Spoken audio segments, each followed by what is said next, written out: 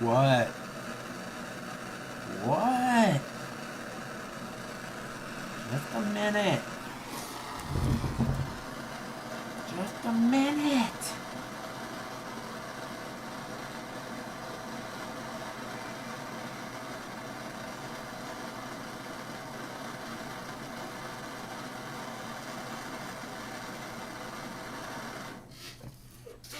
I need this right now. I got 15 clips ready for you people. Okay, so hi, my little ninjas. My name's Mike. This is my YouTube page, Mox News, and welcome to your Wake and Bake News at 7 p.m. I'm your host, Moxie. This is a live call-in show if anyone's new. The telephone number's right there on the screen. Please feel free to call at any time. And we have operator standing by. I need a big fat bong hit. Who wants to join me in a big fat bong hit? Huh? I know you do. Just follow me and do exactly as you see. Let's see. Almost ready. It's a little hot right now. Little hot. Anybody else ready for a bong hit? I sure am. Okay, so let's see. Entering the Twilight Zone, is that correct? Again, it's a call-in show, so if you'd like to participate in the show, it's for everyone. Now, excuse me while I whip this out.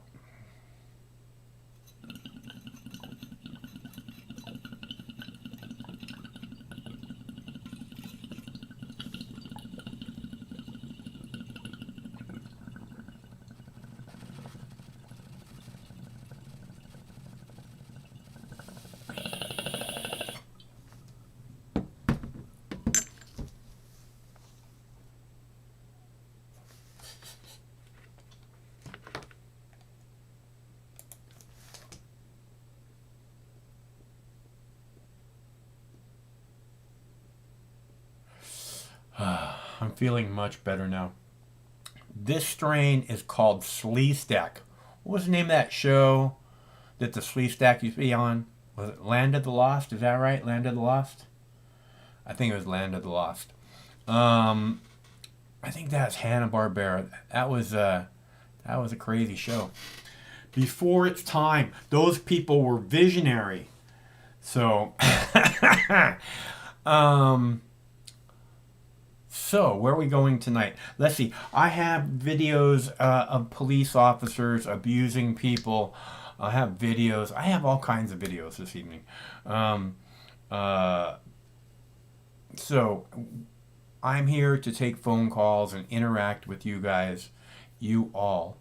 So, if there's something that you'd like to talk about, or if you have an opinion about all cops being lying bastards, I'd love to talk about it with you. I'd love to debate it with anybody. In my opinion, if cops were not liars, if they didn't lie, and those who don't, which there's none of, they might not be bastards if they would tell the truth, which they don't. Okay? And this is what makes them bastards. You know, like I said, if they weren't liars, they might not be bastards. But since all of them lie, that makes them horrible pieces of shit because they're in a position of power, great power. And if they're going to lie about whatever they want to lie about, you know, then they're horrible people who endanger us all. I showed you the video of the 73-year-old grandma being roughed up by the cops. Right? The one with dementia, 80 pounds, and then the cops laugh about it like it's fucking hilarious that they roughed her up. Again, all cops are bastards, right? And really, the problem is the lying part. I mean, the roughing up and the treating people like shit, like they're pieces of shit, that is very bad. Again, they say on their cars to protect and serve. You know, I'm pretty sure that 73-year-old grandma suffering from dementia and her entire family and a whole bunch of other people around the planet do not think that that is protecting or serving. So I hope you saw that video. Tonight I have a video of them killing another person. I have a video about qualified immunity, which is something that the police currently have. And to me, when I heard the words qualified immunity, to me what it means is not only are they immune from whatever kind of heinous crimes they might commit, like murdering someone, pepper spraying a 9-year-old girl in handcuffs, threatening a 5-year-old, would take you to jail. 5 years old. When I think of these things, when I hear qualified immunity, right? The words, what I hear is that we can lie. We can commit heinous crimes because we won't be held accountable for it. And then myself, who committed the heinous crime, and all the fucking brothers in blue who protect me at all costs, can then lie about it because we have immunity, which means you can't fuck with us no matter what kind of bullshit we pull. And this is the reason all cops are lying bastards, because they don't feel like they have any reason not to lie, Why shouldn't they? I mean, if their brothers in blue were protecting you and you needed them to lie about you, you'd want them to lie about you, so you're going to lie for this other guy.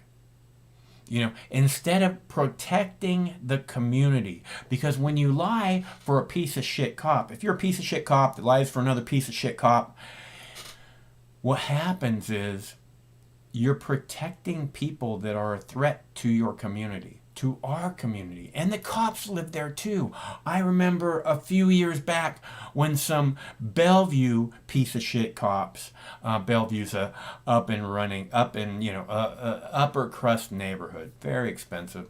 I remember when a couple of Bellevue cops, real pieces of shit, came to see a Mariners game, and then a cop, and they littered, right? Qualified immunity, we can do whatever fucked up shit we want to do. They littered outside the stadium, throwing something in the gutter, and police officer came over to them and asked them to pick up what they threw on the sidewalk. And they said, fuck you, and they started saying all this bullshit to her, right? And actually threatening her, and it all got investigated and swept under the rug. But this is who they are. They think that they not only, when it's a police officer, a brother in blue, I believe that the female police officer who they hassled was also black. When it's one of these people, instead of treating them with respect, how they expect us to treat them in every situation, instead of treating that brother in blue with respect, they start calling her all kinds of names and telling her to fuck off. And again, this is because they have qualified immunity. The rules don't apply to us. Are you fucking stupid? The other police officer. This is the way that they berated her, as if somehow, she shouldn't do her job, especially when it involves fucking piece of shit cops. Right? They should be allowed to litter on the street or whatever else it is they want. If they want to take a shit in the middle of the sidewalk, they should be allowed to do that. They get somebody else to clean it up for them. And you know why? Because they have qualified immunity. Which means you can't touch them. And that means no matter what crime they do, this is the way I hear it, no matter what crime they do, they can not only be protected by this bullshit fucking qualified immunity crap, not only that, all the other cops and them can then lie about what happened. A 17-year-old boy walking home, about to graduate high school, walking home, they can lie about holding a ballpoint pen. They can lie about and said he had a knife. And then they all say it. And then months later, it comes out that he wasn't holding a knife. And they all had video of it. So they don't care what the evidence is. They don't care who else is there. It's just all, oh, I have to make decisions in split second timing. So, fuck you and fuck the guy I just killed. At least that's what I hear. And this is why people say, fuck the police. Because that's how they act. The protect and serve public servants. That's how they act. And so much worse, right? So much bullshit that we never hear about. 73-year-old woman with dementia being thrown to the ground. Fucking 5-year-old being told that they're going to take him to jail and throw away the key. 9-year-old handcuffed girl pepper sprayed inches from her face. They got to make sure she knows who's boss. These are the people that are supposed to be public servants. Oh, and I have an excellent clip of a gentleman being berated by the police, a black gentleman being berated by the police in a coffee shop. Again, why? Because they can. That's who they are. And that clip is courtesy of Steve McClanahan. And I just want to say thank you, Mr. McClanahan. Keep up the great work. Whiny little bitch. But I have some good clips. So I'm ready to prove that all cops are lying bastards.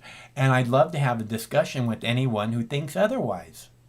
Because, and this is what it means when we say all cops are pieces of shit. Because they won't even tell the truth. They lie again and again. And why do they lie? They have qualified immunity. Why wouldn't they lie? Can I interject something? I'm following the chat. I know you don't like to follow the chat, but our boy Freedom Fries is putting false information out saying that you hate the cops because you had a wellness check called in and you left your dope laying out. I think it's time to retell that story about why cops come into a household and rifle through people's shit illegally. And just because a guy doesn't have enough money to hire a powerful attorney, I think the chat needs to hear that story. Freedom Fries, you're a fucking idiot, just so you know. Look, man, I don't care about what any dipshit says about me. Okay? I did have the cops come in on a welfare check, and they saw marijuana on my desk. They saw cannabis, a bag of cannabis sitting there. By the way, they were there on a welfare check. They kicked in my bedroom door with their guns pointed right at my head. Get your fucking hands where we can see them! Okay? This is what a welfare check in America is. Get your fucking hands where we can see them! Exactly what they said. Okay? They got guns pointed at my head. I'm underneath my covers, and I'm like, ugh. I'm incredibly lucky I didn't get shot. And then they're like, oh, do you live here? I'm like, fuck. Who the hell are you? And then they're like, is this marijuana yours? And then they start digging through my shit. Then they start the closet, my bookcase. Okay, in the back of the bookcase, behind books, they found some mushrooms, right? They proceed to tell me that I'm under arrest. This is what a welfare check in America is, okay? Please to say that I'm under arrest, right? And then, if you're like, fuck you, get out of my house, then they put you in handcuffs and take you away. They said, we're just going to write you an order to appear in court right now and leave you alone. This is what a welfare check, they could say, hey, well, we're sorry this happened. And, and it wasn't because of me that they had come to take in a welfare check. Okay. Somebody called 911 and then hung up on the fucking cops. Okay, so yeah, that's what the cops do, right? And again, it's not my fault. I'm sleeping in my bed. It's not, so they bust me for cannabis and shrooms. And I go to appear in court, right? They give me a public defender. I go to the public defender. I talk to the public defender. Blah, blah, blah, blah, blah. The public defender comes to court with me on the first appearance, right? They have you do a first appearance and then you got to come back for whatever, blah, blah, blah, blah, blah, right? Sentencing or whatever. The first appearance that I made in that courtroom, I was sitting with my friend who's a billionaire from Amazon, who I've told you about, inviting me to parties where, Bezos goes sometimes. And so I'm sitting there next to a billionaire who's at that time, his face is on the cover of Seattle magazine. I introduced my public defender to him, and say he's on the cover of Seattle, magazine right now. And I said, and he's having a party this weekend. Would you like to come? Totally frazzled, right? And this is somebody who's an attorney. They're so supposed to be cool, right? This is this fucking hippie knows people like this. I know lots of people, stupid cow, right? So then on the day of my trial, when I have to go and appear in front of the court, or the judge again for sentencing, right? I'm waiting. The public defender said, get there at this time and I'll meet you there, right? So I get there at this time and she's nowhere to be found, right? For like a half an hour, she doesn't show up. And then her boss, her supervisor, shows up and says, stupid cow can't make it to your sentencing, but don't worry, I'll be right there standing next to you when you go up there, and I know what's happening.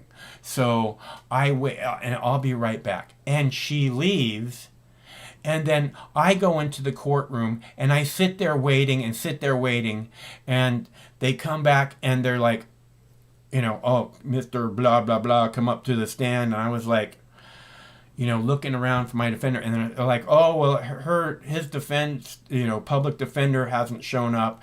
And then the guy who's the prosecutor says, I can cover the defense. Like he can play two roles, right? Oh, he's just here for sentencing. I can be, And the judge says, do you have anything to say? And I say, I was sleeping in my bed. And the cops came in and started looking through my things. And I said, and those mushrooms are at least 5 years old. He said, I haven't done those for a long, long time. And the judge says, I've heard enough. And he says, blah, blah, blah, you get this, whatever. But I wasn't even allowed to finish what it was I was saying. So this is, again, the fucked up bullshit justice system that we have. I'm sleeping in the bed, in my own bed, in my house. The cops come, start rifling through my stuff, and then say, yeah, you're fucked up. Why? How? And then I have a piece of shit attorney, and her boss is a piece of shit, and I made real clear that I know people. I didn't even know Scott was going to be there. Okay, and I get there and he's like, I wanted to make sure that, someone was here with you. Okay, that's who I am. Amazon billionaire shows up at my fucking trial. Okay, so, and he told me to get another lawyer. On that day, he said, I would get another lawyer if I am you. So, he knew better than I did. I should have listened to him. So again, yes, I fucking know that the justice system is in no way justice, personally, okay? And as I've said, I've had other issues with the cops walking through my own neighborhood. They've stopped me, say, you fit the description, right? Oh, Obama knows what it's like to have a store detective follow him through the store. Yeah, so do I, asshole. Okay, it's not some special thing that only happens to you. Okay, and this was a horrible experience. I got sentenced to 300 hours of community service. And I had to pay like $3,000 in fines for 5 grams of mushrooms on a welfare check. My constitutional rights completely violated.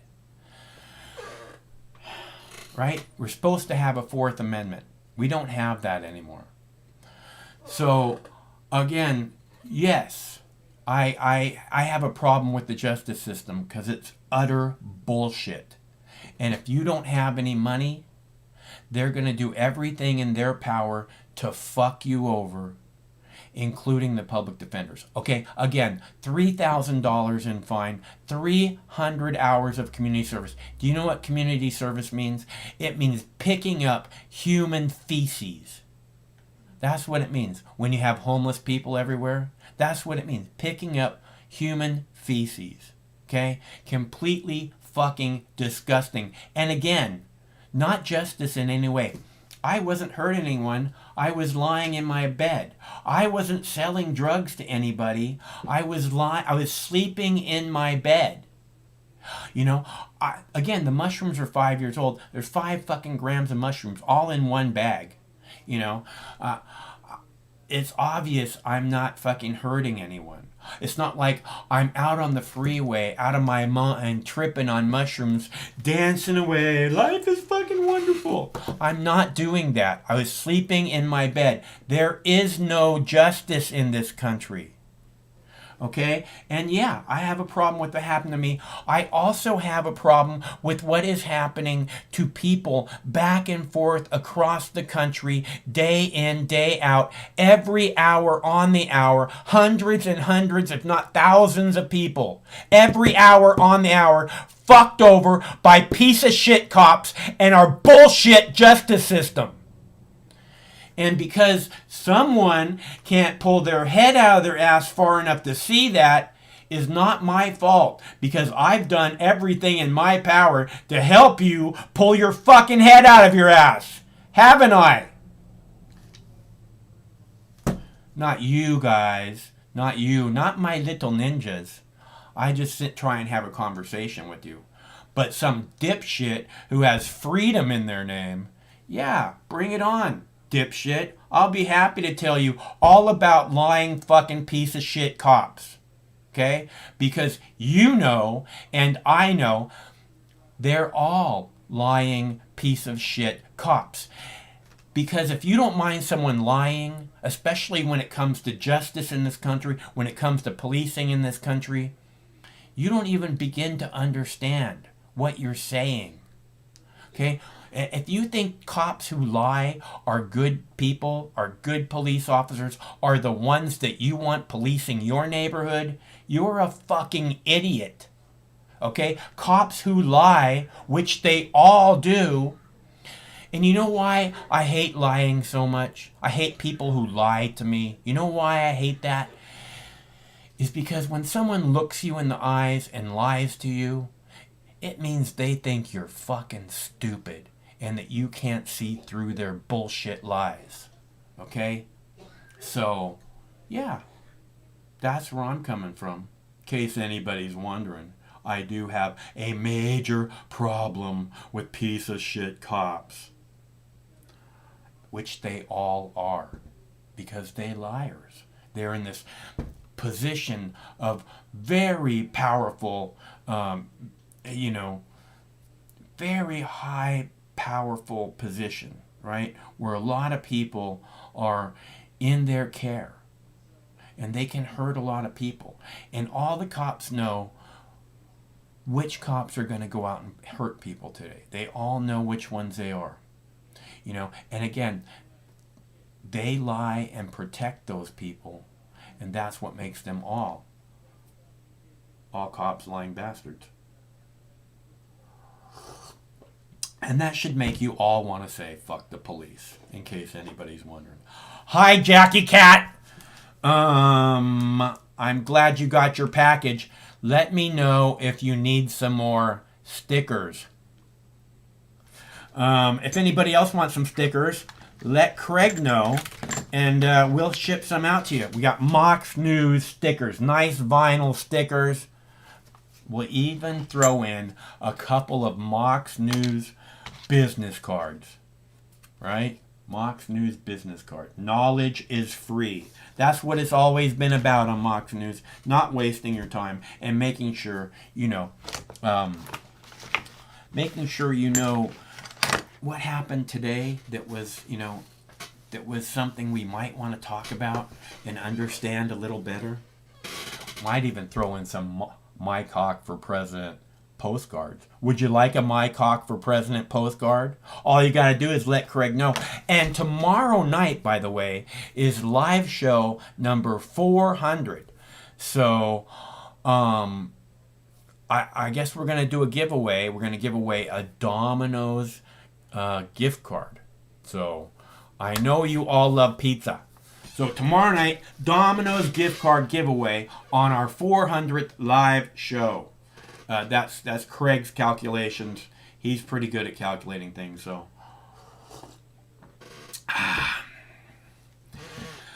let's see. Oh, and I have a video about Caitlyn Jenner, who is a strong and beautiful woman, saying that transgender people should not be allowed to, transgender women should not be allowed to compete against other women, in a women's competition, because it's not fair. That's what it's Caitlyn Jenner said, who is a strong and beautiful woman. I have that video coming up for you. Oh, and Bill and Gates Melinda have apparently split up, right? In other breaking news, Melinda Gates just became the second most rich woman in the world. Hello, caller. Wait, didn't she become the very first one surpassing Mackenzie Bezos? Oh, you think she surpassed her? I think so. There's going to be a competition between these two ladies. I'm not sure, but yeah, you might be right. Well, at one point in time, Bill Gates was really the richest man in the world because he had a monopoly on the software and the platform that he used to sell. Uh-huh. But now it's Amazon because everyone wants to buy online.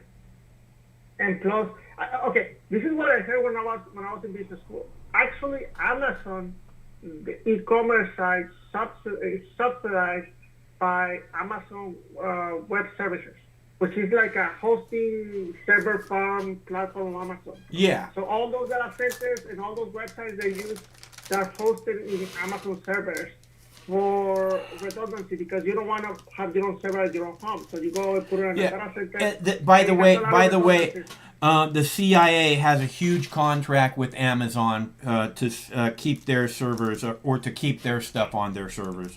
I believe it's like $600-700 million, something like that. So I won't be surprised.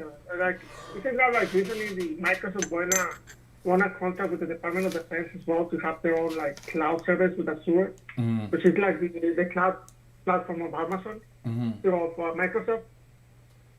Yeah. Yeah, so I won't be surprised though because in fact I believe they're actually losing money on the e-commerce side of Amazon. They're actually making more money on the web service and the cloud service than in the e-commerce.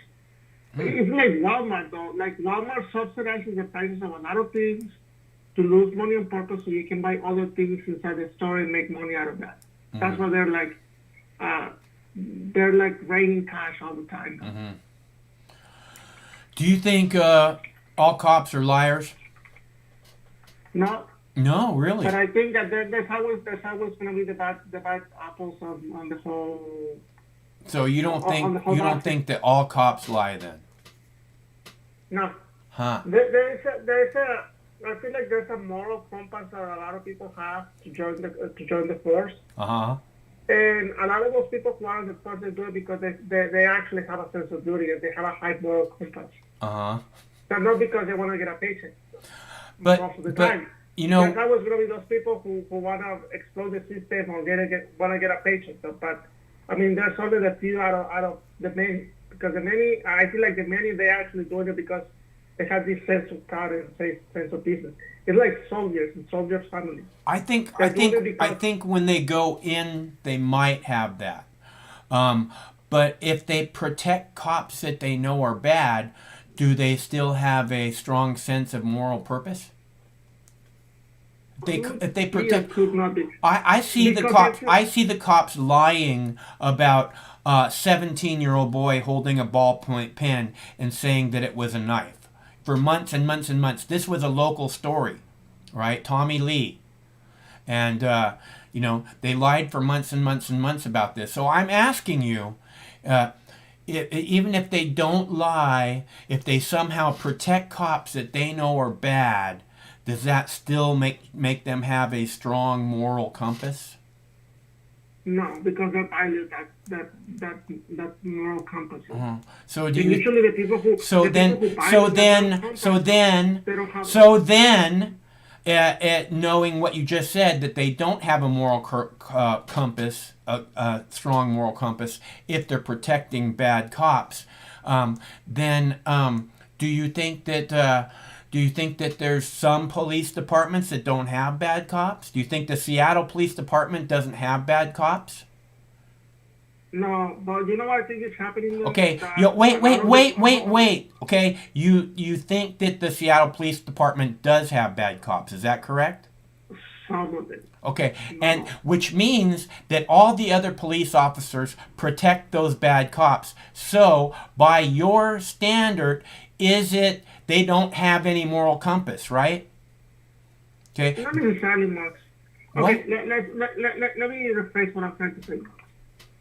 Most of the cops that go into service, they know the dangers and they know what it takes to be a cop. Like, they know the job and they know the consequences and everything like that. Then why do they say I feared for my life again and again and again? Because the job is not to blink in the face of fear, in the face of danger. Okay? You're supposed to run into the burning building when everybody else is running out. Okay? So why, if they have this, whatever it is you just said, then why do they say again and again, I feared for my life? That's a good question, though. And I think if that's what you're saying, though, I don't think they should be in the force. I absolutely have said that many times. Because they're weak. Right. And they're not gonna be able And to don't and you realize that every time they shoot and kill someone, that those are the first words out of their mouth when they're explaining it to someone, right? You realize that. Yeah. Okay. Yeah. So, and again, the cops are protecting these people. They lie about what happened.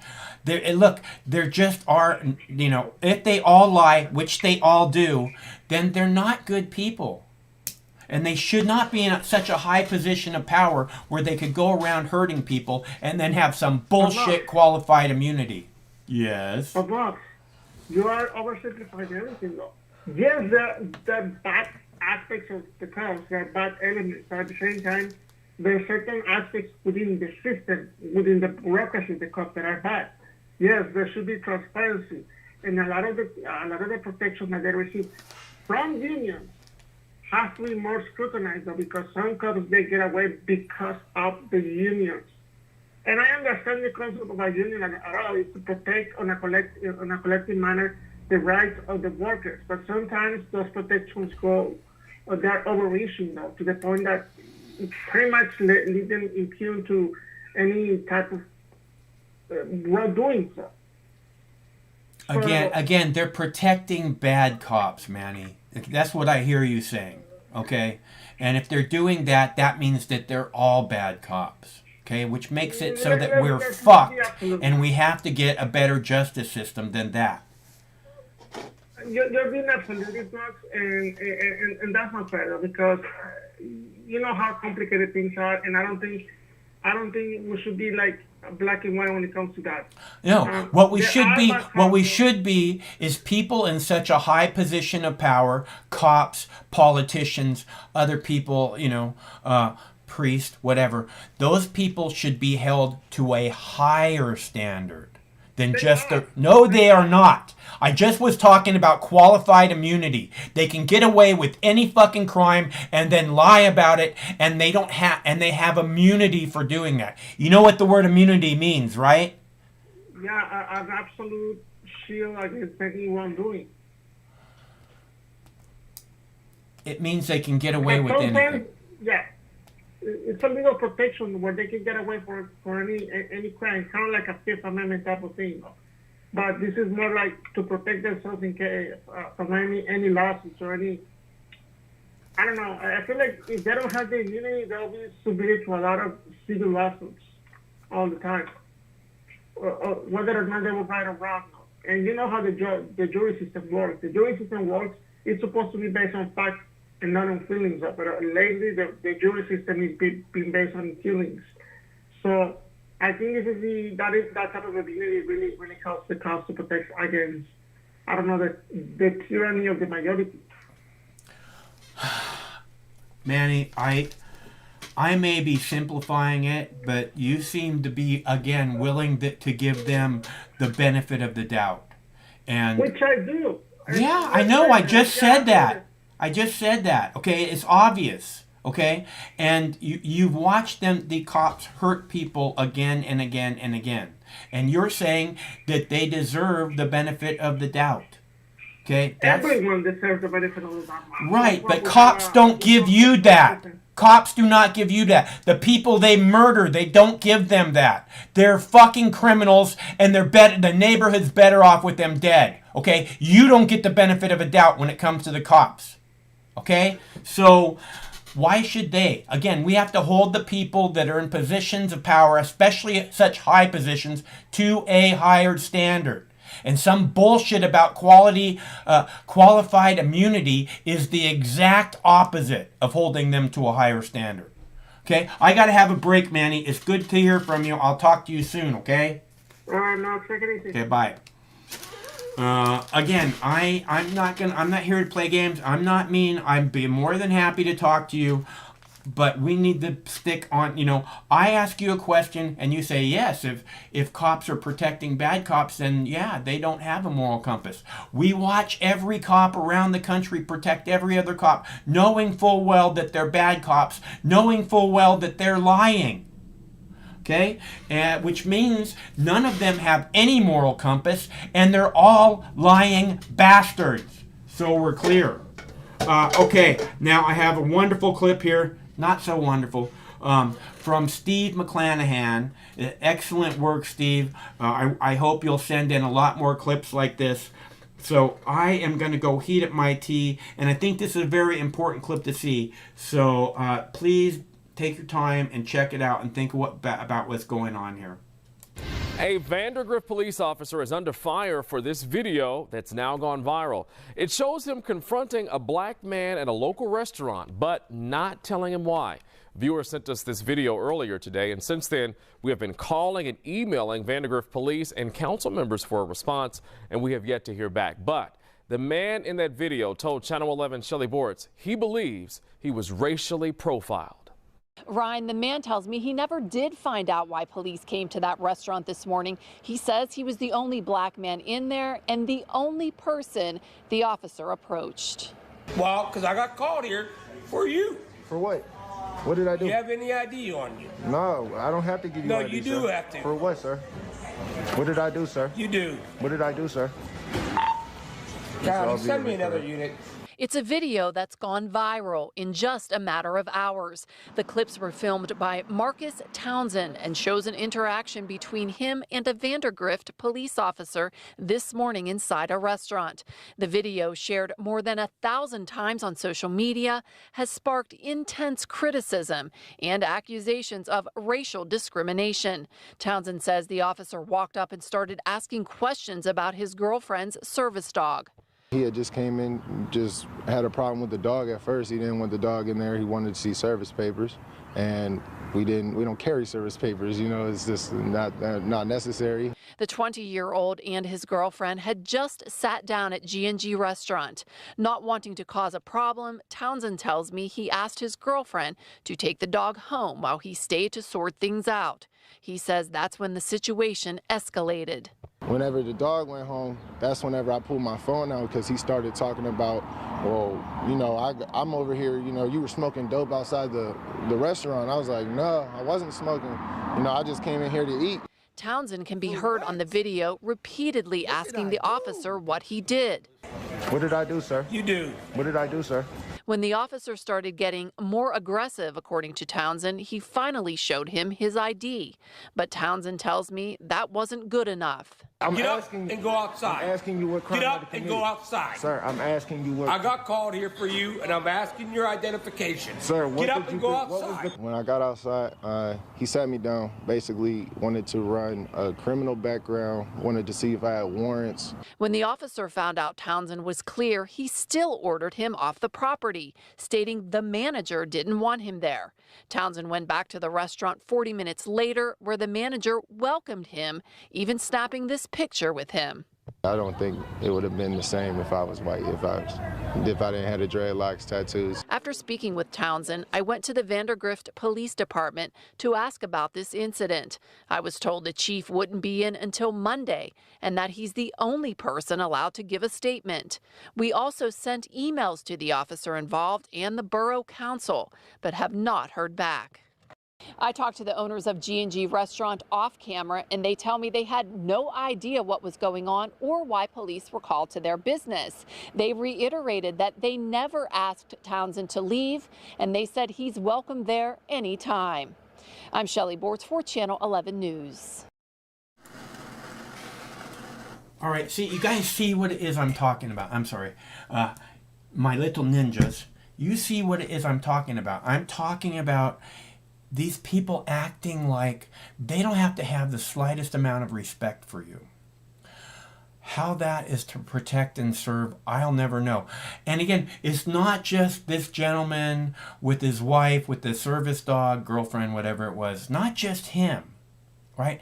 We see this, again, a 73-year-old woman, with dementia, 80-pound woman. Do you think they have to throw her to the ground and dislocate her shoulder, putting her handcuffs, and then refusing to give her medical treatment for hours on end, and then laughing about it? Those people need to be held to a higher standard. Every single one of them.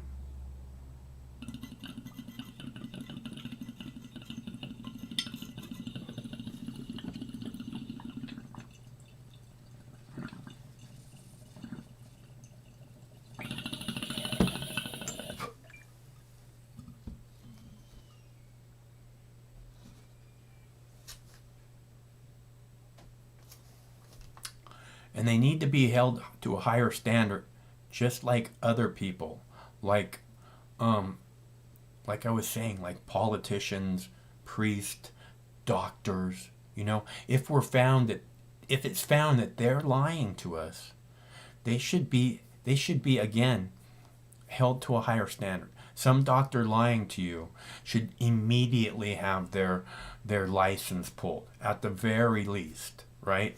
But doctors would never lie to us. I mean, not like they have about cannabis for the last 70 years. We're supposed to think that they're smart and trust them on everything they say, don't you know? How they would never lie to us. Those people only have our best interest at heart. Haven't you seen that? Just like the police, just like the politicians, they're just there to serve the public, right? And all I'm saying is that you deserve better, I deserve better, we all deserve better. I know we can do better. If me and A.C.A were president of the United States, can you imagine how much better place the United States would be? Right, A.C.A? You and I'll be your VP, right? I think that we could do a better job than the current administration, than the previous administration, and pretty much the other, the last, all of them of the 21st century. We could do, me and A.C.A would just be president for 20 years, and president and vice president. And I mean, can you imagine how much better the place would be? Cannabis would be legal. Magic mushrooms would be legal. There would be so much more freedom for you to choose how you want to live your life. There would be, immediately we'd start a giant infrastructure project. Back in 2001, we start a giant infrastructure project, and then we start remodeling school criteria, to teach little children that they can be anything they can imagine. They can make happen almost anything they can imagine with their big brains. Being the big brain tippy top of the food chain. You don't have to be afraid of anything. You're on this planet to walk upright and make sure that everything around you is taken care of. Business is taken care of. If some business needs to be taken care of, you're the guy who's going to do it. You're the woman who's going to do it. And I just, my cock could do a better job as president than Joe Biden, than Kamala Harris, than Donald Trump. My cock is way better than any of them. And I know it's true. And I wish you knew it was true also. I'm just saying, I want better for your children. I want better for the people that are coming behind us. And I don't know how everyone doesn't want that. How everyone doesn't want to leave behind us this remarkable world for the people that are coming. I mean, can you imagine, how great they would think we were if we actually left them this magnificent world where all these cool things were happening instead of this fucking, sewer where people profit off of war and people profit off of imprisoning other people. I'd really like to leave something better than that, and this is why I fight and have continued to fight for many, well, at least over a generation now, because freedom of speech is probably, the most important thing that we have, the most important supposed rule of law, our most important right, because forever, people have never been able to speak their minds about the government, about the royal family, about war. Any dissent has been considered, treasonous, which is a reason to be put to death. And Thomas Jefferson said, dissent is the highest form of patriotism. At least he's credited with that quote. Dissent is the highest form of patriotism. And why would he say something about that like that? Because we are given the right to dissent. When so many other people, thousands of generations, have not had that right. And we're given that right up front. Rule number 1, you have the right to live your life the way you see fit. That's your constitutional right. That's your God-given right as tippy top of the food chain. Big-brained, upright walking, tippy top of the food chain. That is your God-given right. Or nature-given right, or whatever it is, whatever you believe in. And so first, you have the right to live your life any way you see fit. And second, no one will ever take that right from you. Second amendment to the Constitution. First, you have the right to live your life any way you choose. Second, and if we were leaving behind that kind of place for the people that are coming behind us, after us, I think I could feel much better about, who we are, and that, the people coming behind us are going to be safe. But if we leave this horrible piece of shit police state, it's only going to get worse. So I don't know if you're hoping that your children will stand up against the police state that's gotten 10 times worse since the chance that you had to stand up against it. I don't know if you expect them to do that. I don't know if you want them to do it. I don't know if you want them simply to be conformist and let everything get worse and worse, because that's where we're headed. There isn't any light at the end of the tunnel. All I see is a downhill fucking run, and we are coming down that fucking mountain like a giant waterfall. So I can't believe you'd want to leave that mess for your children or anyone else coming behind us. So, and this is one of the things I talk about extensively. I think it's really important, the people coming behind us and what we're leaving them. And I know that we can do better than this. Me and Jackie Cat. I'm telling you, Jackie Cat and Mike Cock for president, right? Jackie Cat and Mike Cock for president, and we'll turn this boat around, and we'll make her sail correctly. Instead of just making the rich people have their own boats to sail wherever they want, you know. I mean, probably the second thing after a giant infrastructure project and looking out to teach the children properly would be, seizing all the oil companies, seizing the social media companies, allowing people to actually have freedom and express themselves, as opposed to these garbage companies somehow saying that they're private and that they can censor anyone they want. Because that's bullshit garbage. Okay? This is the largest soapbox on the planet, and it says you right in the title, YouTube. And that doesn't say, okay, about, we're going to censor YouTube, because that's not what it's supposed to be. Okay? And if I remember correctly, I'm supposed to be able to say what it is that I want to say as my number one constitutional right. So if it's going to be YouTube, then it should be about us and not some fucking Karen virtue signaling about, oh, that guy's saying this about those people and that guy's saying that about those people. Well, don't fucking listen. There's a bazillion YouTube channels, and each person is reaching out to, connect with people to try and make happen whatever it is that they're trying to make happen. I myself would like to see something better. And like I said, me and Jackie Cat could do it. Mike Hawk and Jackie Cat could do it. So, if we could do it, imagine what really, people who should be in power, people that are actually about making a better future for the people coming behind us, really smart people. Not that Jackie Cat's not super smart. I'm just saying, we're not rocket scientists. You're not a rocket scientist, right, Jackie Cat? We just grow flowers, And again, that's something that we could do to make the earth this wonderful place.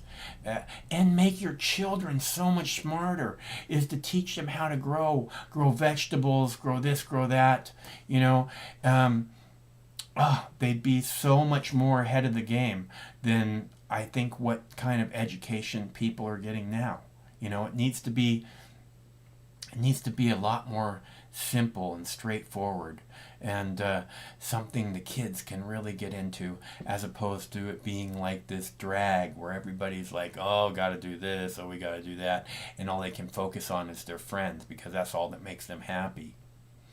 As opposed to working out in the garden or thinking about creating whatever it is you can imagine, and then putting those things onto paper and seeing if maybe we could even make it happen right now. Let's start a GoFundMe. This is a great idea. Let's start a GoFundMe right now. How's that sound? It's not that difficult. And again, it shows these little people, these up-and-comers, what they could really be, as opposed to just clogs in the machine. Because I don't see a future in being a clog, right? It's but what I mean by that is that if the people are just clogs in the machine, then, and we know the machine is way, way, way off course, right? Then if we just keep putting people into these clog places, then the machine's just going to keep going way, way, way off course. But if we had these people that were trained to think in a different way, in a way that where they were told again and again and again, you can make happen almost anything you can imagine. And then taught and show them that they can, or how to make it happen, or give them the tools to, be that person. I just think it would be, and this is the simplicity of changing our world. And it's really sad that Jackie Cat and Mike Hawk are not president. Really sad, because we'd be headed the right direction. So it is a call-in show. You can see the number on the screen, right?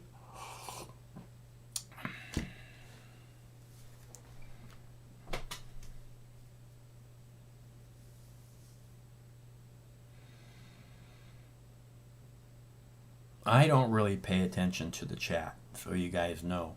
I'm waiting to talk about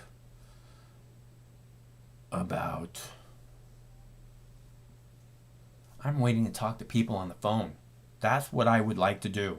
That's why we put the telephone number up on the screen. It's actually why we show up here every night, hoping to have wonderful conversations with beautiful people about whatever it might be. So I'm going to go ahead and play another video while you all think about what I just said. Okay, and this video is about the origins of COVID-19, which I thought you might find interesting, considering they are contradicting the official story. And it also seems like a propaganda cover, like, oh no, we didn't have anything to do with it, it's those people. So, who you calling those people? All right, I'm going to play this for you now. And oh man, I already smoked 2 bong hits? Fuck. Let's see. I'm going to play this story about the origins of COVID-19, of Kung Fu. And I'll be back momentarily. Now, to an exclusive report, scientists working for one of the nation's premier federal laboratories produced a classified study almost a year ago that found the origin of COVID-19 could reside inside a Chinese laboratory. Investigative reporter James Rosen has the exclusive details. On May 27 of last year, scientists at the Lawrence Livermore National Laboratory in California, the Department of Energy's premier biodefense research institution, produced a report classified at the top secret level that assessed as plausible the theory that COVID-19 originated in a Chinese laboratory. That's according to multiple officials who have either seen the report or been briefed on its contents and described them to Sinclair. Justin Jacobs is a China scholar at American University and author of Compensations of Plunder, How China Lost Its Treasures. There is going to be no way to prove this beyond a reasonable doubt, but it does seem to confirm that high-level U.S. intelligence suggests that this is, at least at a minimum, a plausible scenario that should not be dismissed out of hand. Indeed, the Livermore report was produced by Z Division, the lab's intelligence unit. Livermore spokesperson Linda Seaver confirmed the report's existence, telling Sinclair in an email, because the report you are referring to is classified, it would be inappropriate for our lab to discuss this. Chairman Schiff. At the House Intelligence Committee 2 weeks ago, the Director of National Intelligence said the U.S. is still examining, quote, 2 plausible theories. One of them is that it was a laboratory accident, and the other is that it emerged naturally from human contact with infected animals. We're looking at exactly where it came from. A year ago, when the Z Division study was still a work in progress, President Trump aligned himself firmly with the lab origin theory. Have you seen anything at this point that gives you a high degree of confidence that the Wuhan Institute of Virology was the origin of this virus? Yes, I have. Yes, I have. And what gives you a high degree of confidence that this originated from the Wuhan Institute of Virology? I can't tell you that. I'm not allowed to tell you that. In January, the State Department declassified intelligence suggesting that the Wuhan Institute of Virology, located in the central Chinese city where the outbreak began, has been experimenting with other bat coronaviruses in close cooperation with the Chinese military. The People's Liberation Army, or PLA, is widely believed to have an advanced biological and chemical weapons research program. The Washington Post reported that State Department officials who visited the lab in 2018 cabled back to Washington that they had observed poor safety protocols there. The dual use of China's experiments with coronaviruses has in turn divided proponents of the lab origin theory into two main camps. Both camps believe COVID-19 accidentally leaked from WIV personnel, but one camp attributes the accident to legitimate medical research, the other to prohibited biological weapons research. China denies the virus somehow leaked from one of its biotech labs. Instead, Beijing suggests, in tandem with the World Health Organization, whose on-site probe and final report were tightly controlled by the government of Xi Jinping, that a zoonotic theory is likeliest.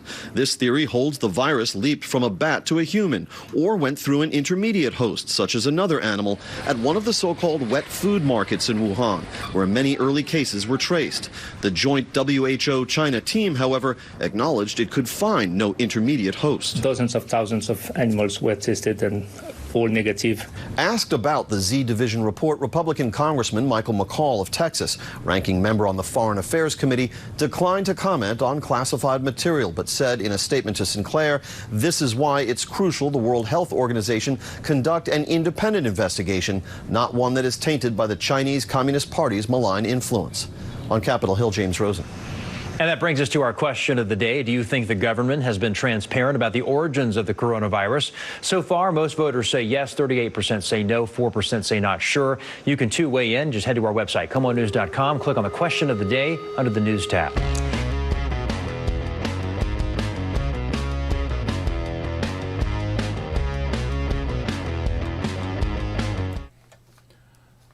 Okay, did you X that out? Did you X that out? All right. So according to the powers that be at YouTube, they have detected copyrighted audio, which I'm not sure which video or such that was, but it says that the stream may end. If that happens, hopefully it won't be a big deal and we'll be able to come right back up. Now, on that clip in particular, I wanted to talk about the recently declassified material, and how convenient that is. It seems like, you know, because it seems like again the audio. Oh man, I wonder if it's at the end of those videos. I put the audio in, that music in it, because I downloaded that music from YouTube. If that's the problem, I downloaded that music from YouTube when they said that that music was copyright free. Not copyright free, but that you could use it, fair use, that it was all fair use. So hopefully that won't be a problem. It shouldn't be, if that's what it is that they're talking about. I'm just giving you a heads up on what's going on this end. So again, recently declassified information, whatever it was they said, it seems very, very convenient, especially when, you know, they're not supposed to be talking about this. This is, everything goes through Fauci or whatever. It seems like this all of a sudden declassified material is very, very convenient, shall we say. So, wow. Ethereum just took over #1 traded crypto at 3,200, above Bitcoin. Get that? Ethereum just became the #1 traded crypto on the market today at this moment, above Bitcoin. That is freaking crazy, right? The Ethereum's going crazy though. So where were we? I was just saying that all cops are lying bastards, but it's not just the cops. Again, the people in positions of power, especially such, a strong position of power where they can hurt other people's lives, these, like priests, these people should be held to a much higher standard. The second they're caught lying, the first time. There's no second chance. The second they're caught lying, people in high positions of power, they have to be eliminated, either fired or put in jail, or both. If you're going to jail, hopefully both. And that means politicians, priests, cops, all these people that are in a position to where they can hurt other people, because of their authority. And then they do, or they vote for war again and again and again, and then they profit off of it. Liz Cheney, those people need to go to prison forever because they're a threat to little children. Why won't anyone think of the children? How many decades have we listened to that bullshit? Yet nobody thinks of the children. Nobody gives a shit about the children in Iraq, children in Afghanistan. They could fucking care less. I mean, seriously. They couldn't care less. I have a video of Hillary Clinton saying, we can't pull out of Afghanistan. We pull out of Afghanistan, there's going to be terrible consequences. Right? So, that's where we're at today. And I don't know where, Hillary Clinton has any credibility on anything. They talk about former Secretary of State. She voted for war in Iraq, which we all know is based on lies. She's supposed to be a highly informed, highly educated person. How could she not know that that was a complete and utter lie? There's millions of people in the street saying they're lying. They're congressmen, at least Dennis Kucinich, saying they're lying. Aluminum tubes and yellow cake? Those are lies. And Hillary Clinton knew it, and she voted to go for those wars. So how in the hell is she a credible source? Again, lying to the public and saying this is what we need to do. Super informed, knowing the top intelligence, lying to us all, the entire country, saying this is what we have to do. Go to a country and murder 1 million people on a big fat lie that I'm never going to tell you is a big fat lie. That the media sold you. All the people in the media are just exactly the same. Again, cops, politicians, journalists, doctors. If they're caught lying, the first thing they should be is fired, right? Immediately. And I have a clip of Don Lemon talking about how lies are the new normal and how Fox News is lying to everyone, which I thought was, the kettle calling the pot black. And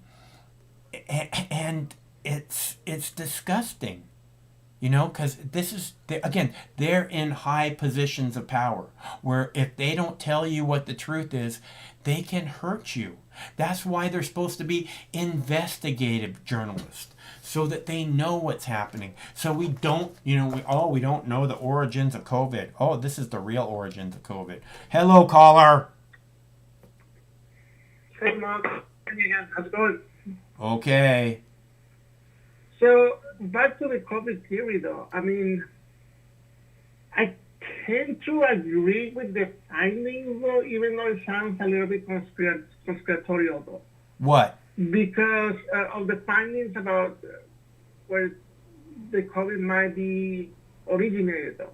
I that's coming from the news. I didn't see anything conspiratorial. I tend to agree with the news, and I kind of got the gut feeling back in March when all this happened, though. But yeah, I mean, I don't know if you heard the news. Supposedly King County is going back to phase 2 starting tomorrow. That's a lie.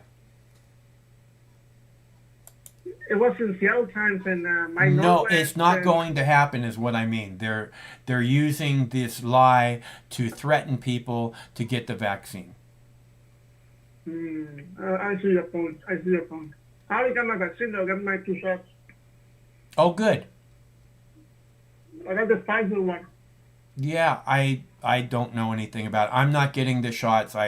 I read about some side effects. Actually, I saw a news story about some of the, possible side effects, and I can't take that risk right now. They said one of the possible. The second, side effect, top side effect, they said was seizure. I'm not going to, put myself at risk for that. It also depends on the type of vaccine that you have, because there are several type of vaccines. Yeah.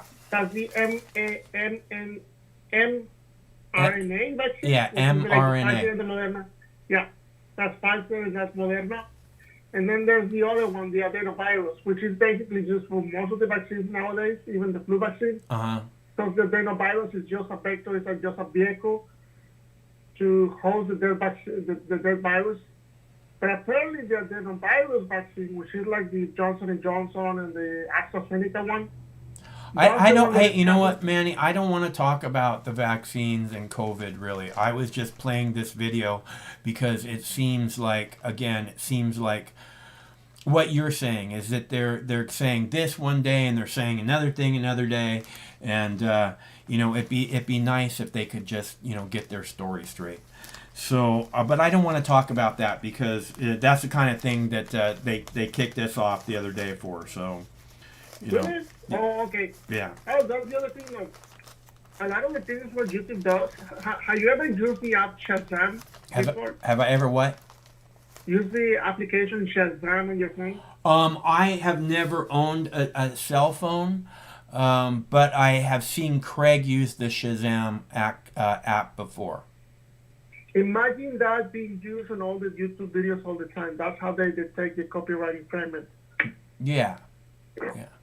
Well, I imagine that's what's happening all the time with the remote control that has the little button on it that says, push and speak into us. If you push it, we're listening to what you say.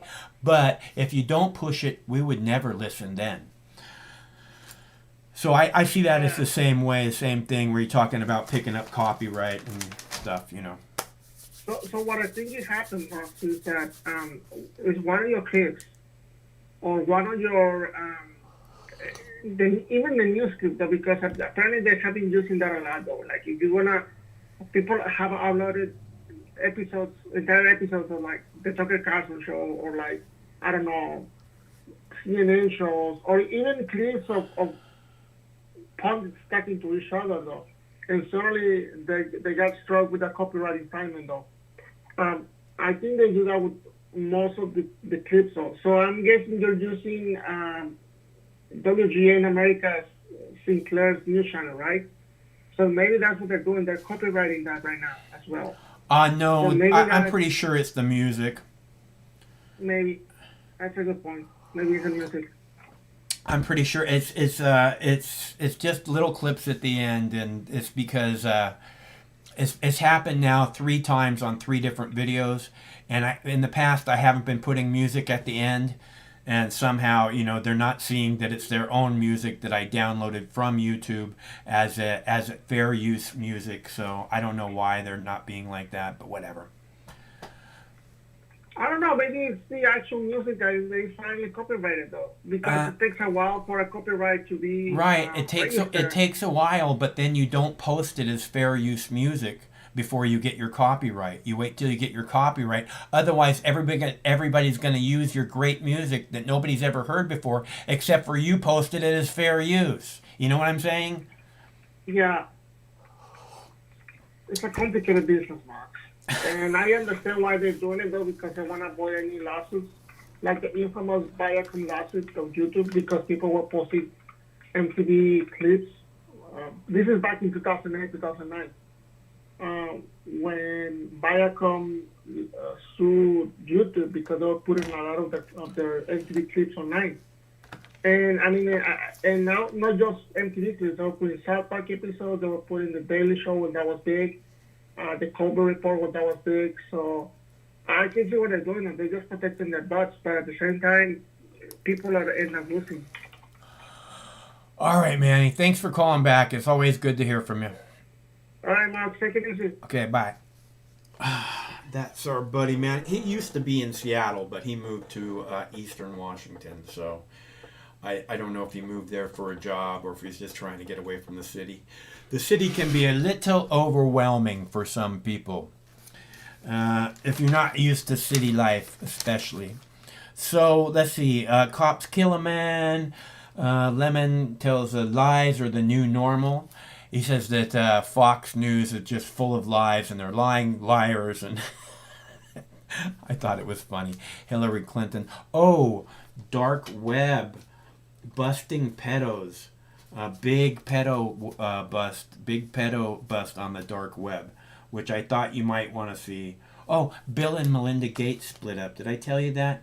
We better play that for you now. Otherwise, how can you be an informed person? So here, you need to listen to this. This is really important. Developing now, one of the world's wealthiest couples is calling it quits. Tonight, Microsoft co-founder Bill Gates and his wife Melinda are separating after 27 years of marriage. They each posted this statement on social media saying they no longer believe they can grow together as a couple in the next phase of their lives. The couple met at Microsoft in the late 80s and got married in 1994. They went on to start the Bill and Melinda Gates Foundation in 2000, which has invested nearly $54 billion in initiatives to improve global health and end poverty. The couple says they will continue to work together on the foundation. Coming up at 5 o'clock, KOMO's Tammy Mutasa takes a closer look at the split's impact on their philanthropic efforts right here in Seattle. In other breaking news, Melinda Gates becomes the richest woman in the world. Go figure. So I have a couple more videos for you, 15 of them to be exact. So I'm not sure what you guys would like to hear, but the reason I was playing the Bill Gates and Melinda Gates broke up story is because earlier in the day, it was breaking news. It was right at the top of news. Breaking news. Bill and Melinda Gates, are getting a divorce. And I mean, again, for the last, year, or more than a year, the plague, we're all going to die. Top story all day long. And now the most important thing we need to tell you is that Bill and Melinda Gates are getting split up, getting a divorce. Oh my God.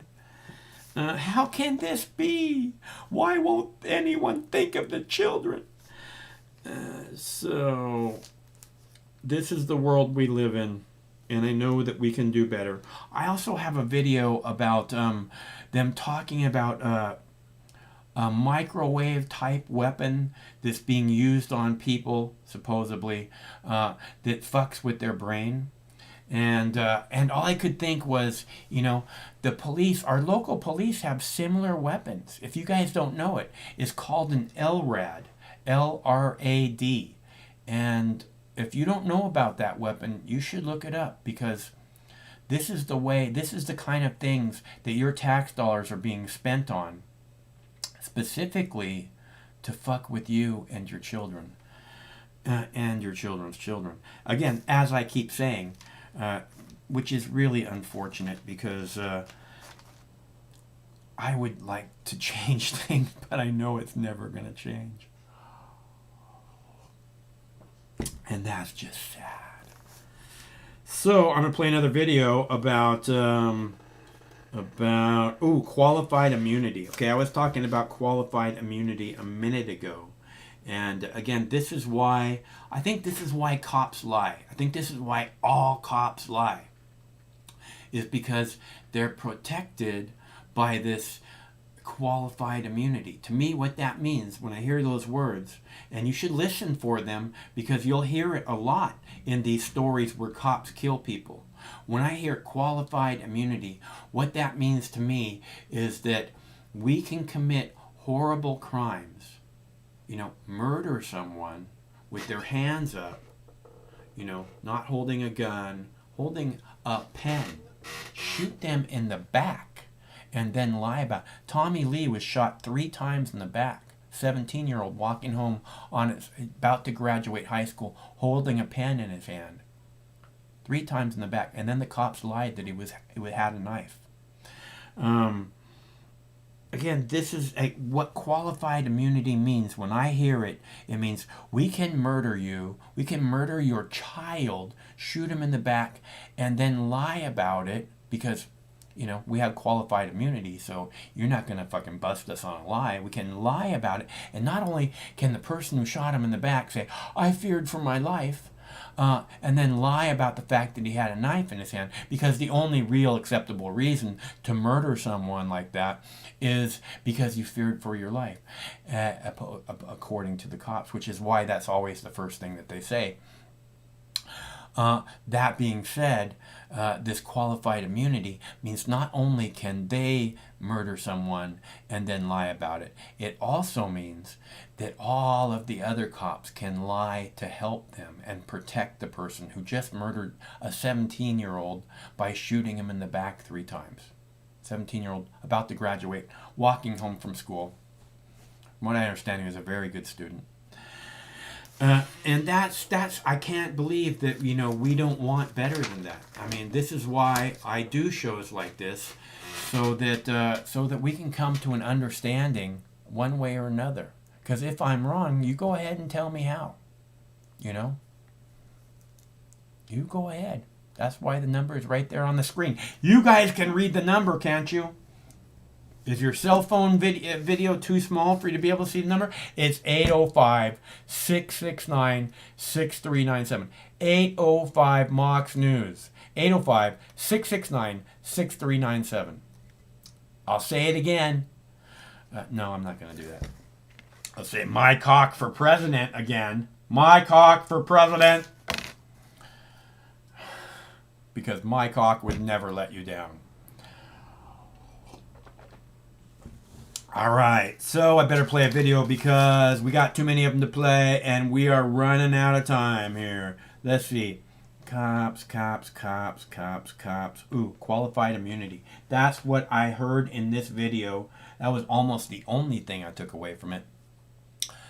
But I thought that that was important to share with you what I hear when I hear those words. And Congress is in recess this week, but major issues like police reform, well, it's still top of mind back in their home districts. As our D.C. correspondent Bafta Yimam explains, there's a feeling of urgency on moving forward on this. Many are hoping to approve police reform by May 25th, the anniversary of the killing of George Floyd, but it will take compromise in order to move it through the Senate. GOP Senator Tim Scott said his proposition of changing qualified immunity is still a sticking point in negotiations. Qualified immunity is a controversial federal doctrine that currently protects officers accused of violating the Constitution while on duty. The George Floyd Justice and Policing Act includes ending qualified immunity for law enforcement since it doesn't hold officers accountable for things like excessive force. But supporters of qualified immunity say it's critical to protect the officer's ability to carry out split-second decisions in dangerous situations so they're not hesitant to act. And they also say that it protects individual officers from frivolous civil lawsuits that could wipe out their livelihood. But Senator Scott says that departments should be held more responsible and says it's an idea that George Floyd's family is receptive to. Meanwhile, President Biden has publicly supported the George Floyd Justice and Policing Act.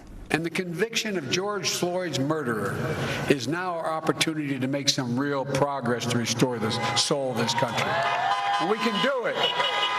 We can act rational police reform. We can root out systemic racism in our criminal justice system. And with real plans I outlined today, we have a real chance to deliver real equity across the board to everyone. The bill passed in the House, but is sitting in an evenly divided Senate.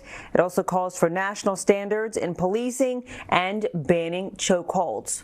Reporting from D.C., I'm Bafta Yimam for BNC.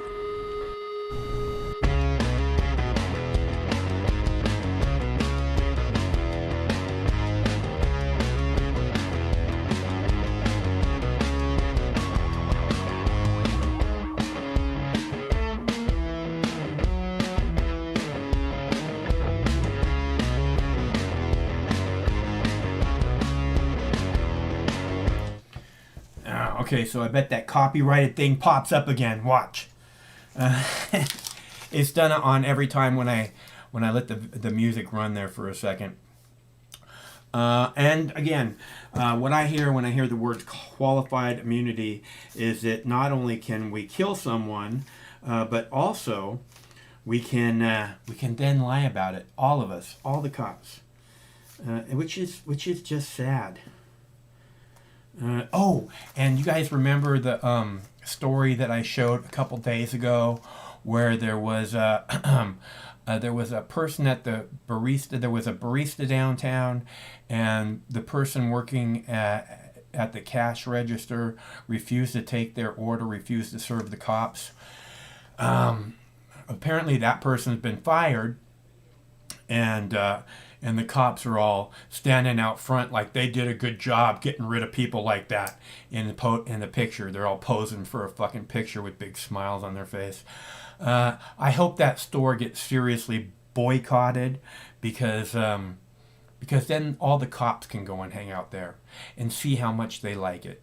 The baristas that are left there, the owner, see how good that feels. Being just cops, being like a cop bar. Hello, caller. Hey, Mike, how are you doing tonight? I'm on fire. How about you? I know. I'm not on fire. It's raining, so I'm not on fire.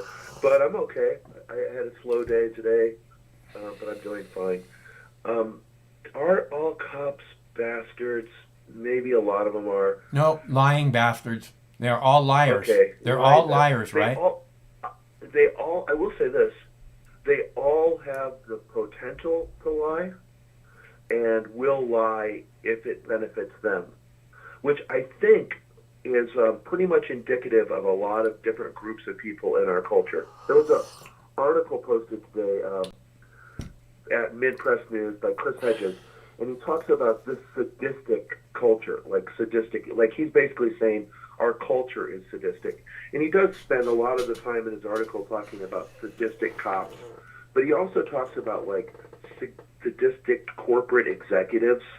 Like he quotes some people from the Enron. Remember the Enron scandal in California when they were fucking people over and people were paying like 3 times what they should pay for power. People were losing, they didn't have basic services. And these guys were making a fortune. And that was a CIA fucking front. I'm sure it was. Yeah. That wouldn't surprise me in the least. They scammed to make money for black ops a lot of different ways. But the point is in this article Hedges wrote, he says he just has a little dialogue between these two people, chatting with each other. And it's really clear they don't really give a fuck about anybody, except for themselves. And he's using it as an example to highlight the sadistic nature of our society. And like you said, if like a hippie like you or like Jackie Cat, an open-minded person, was allowed to be president, we could do a lot of good things.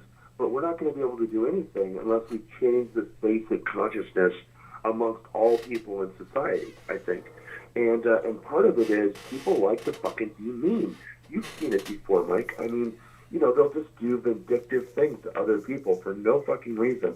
And it tends to be like the more responsibility people have, I don't know, that psychopathic tendency. I don't know if you've seen that before, but it's certainly in the corporate world as well as like in the police departments, I think with this qualified immunity garbage, they think they can get.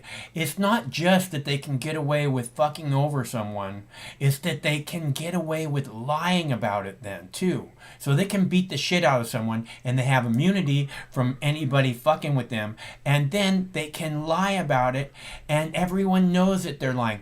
And if they need to, all of their other brothers in blue can also back them up with lies, and none of them can ever be held accountable.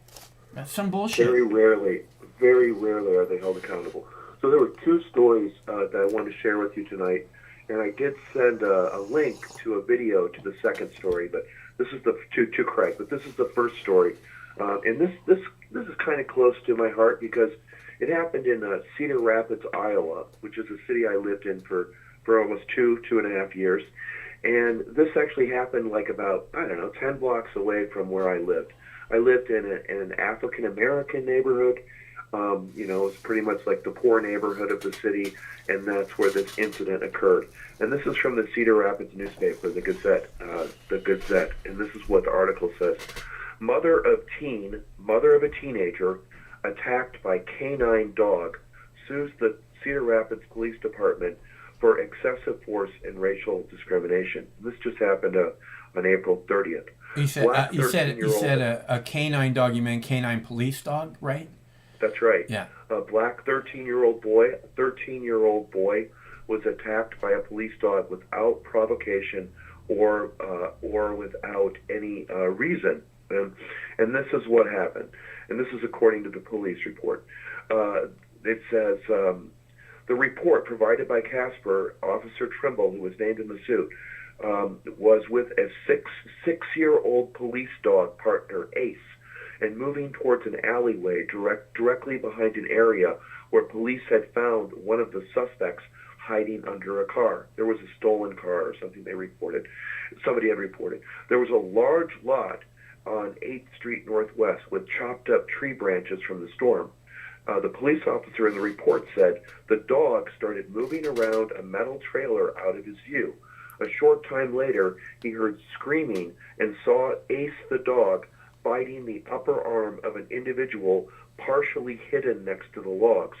The lawsuit states that the dog latched onto the youth's arm, refused to release despite being commanded to do so. Quote, I moved up my leash to gain positive control of his harness, Trimble said in the report. With the footing, it was extremely difficult to maintain balance on the logs were all around, and I fell down a couple times. I did verify the subject had nothing in his hands. I grabbed hold of Ace's collar and removed him. Casper previously said the teen didn't know why the dog had attacked him, and officers were yelling at him. The teen said that the officers threatened him with car theft and threatened him with firearms charges. The lawsuit states the police dog handled by Trimble has in at least one previous incident attacked a citizen without provocation or command. In this case, the officer failed to adequately control the police dog as it sporadically darted throughout the neighborhood, the suit asserts. The report stated that after the teen was arrested, officers took him to Unity Point Health Center, the hospital, and said the medical report described the teen's injuries as deep lacerations and scrapings. He will likely have a lot of scarring for the rest of his life. And there's a photograph of his chest if you go look at this article. And what turns out it was a 13-year-old boy, and he decided to stay at his friend's house, like overnight, and he slept in the yard. So he was just at his friend's house with his friend's permission, sleeping in the backyard when this incident happened. Yeah, it's 100% the cop's fault. It's not the dog's fault. I mean, the dog was trained to do what it was trained to do. It's 100% the cop's fault. And like you said, this dog had also attacked someone else without provocation. If that's happening, it's not that you have to put the dog down, but it can't be in a position of power where it can hurt people and get away with it. Yeah, I really am really suspicious of using animals by police departments, and they putting animals in these roles to begin with. I used to work in this city, in Cedar Rapids. It seems like animal cruelty when they do that to the dogs. Make them into police officers. They also walk on a lot of concrete, in cities especially. They go up and down stairs. They walk on concrete. It's not whatever. It isn't really an easy job even for a dog. Dogs are work animals, but it's not even easy for them. But I worked at a flea-bag motel in that city between 2007 and 2009, and I worked the night shift from 11 until 7 every night, right? 3 nights a week. On the weekends I worked 3 nights a week.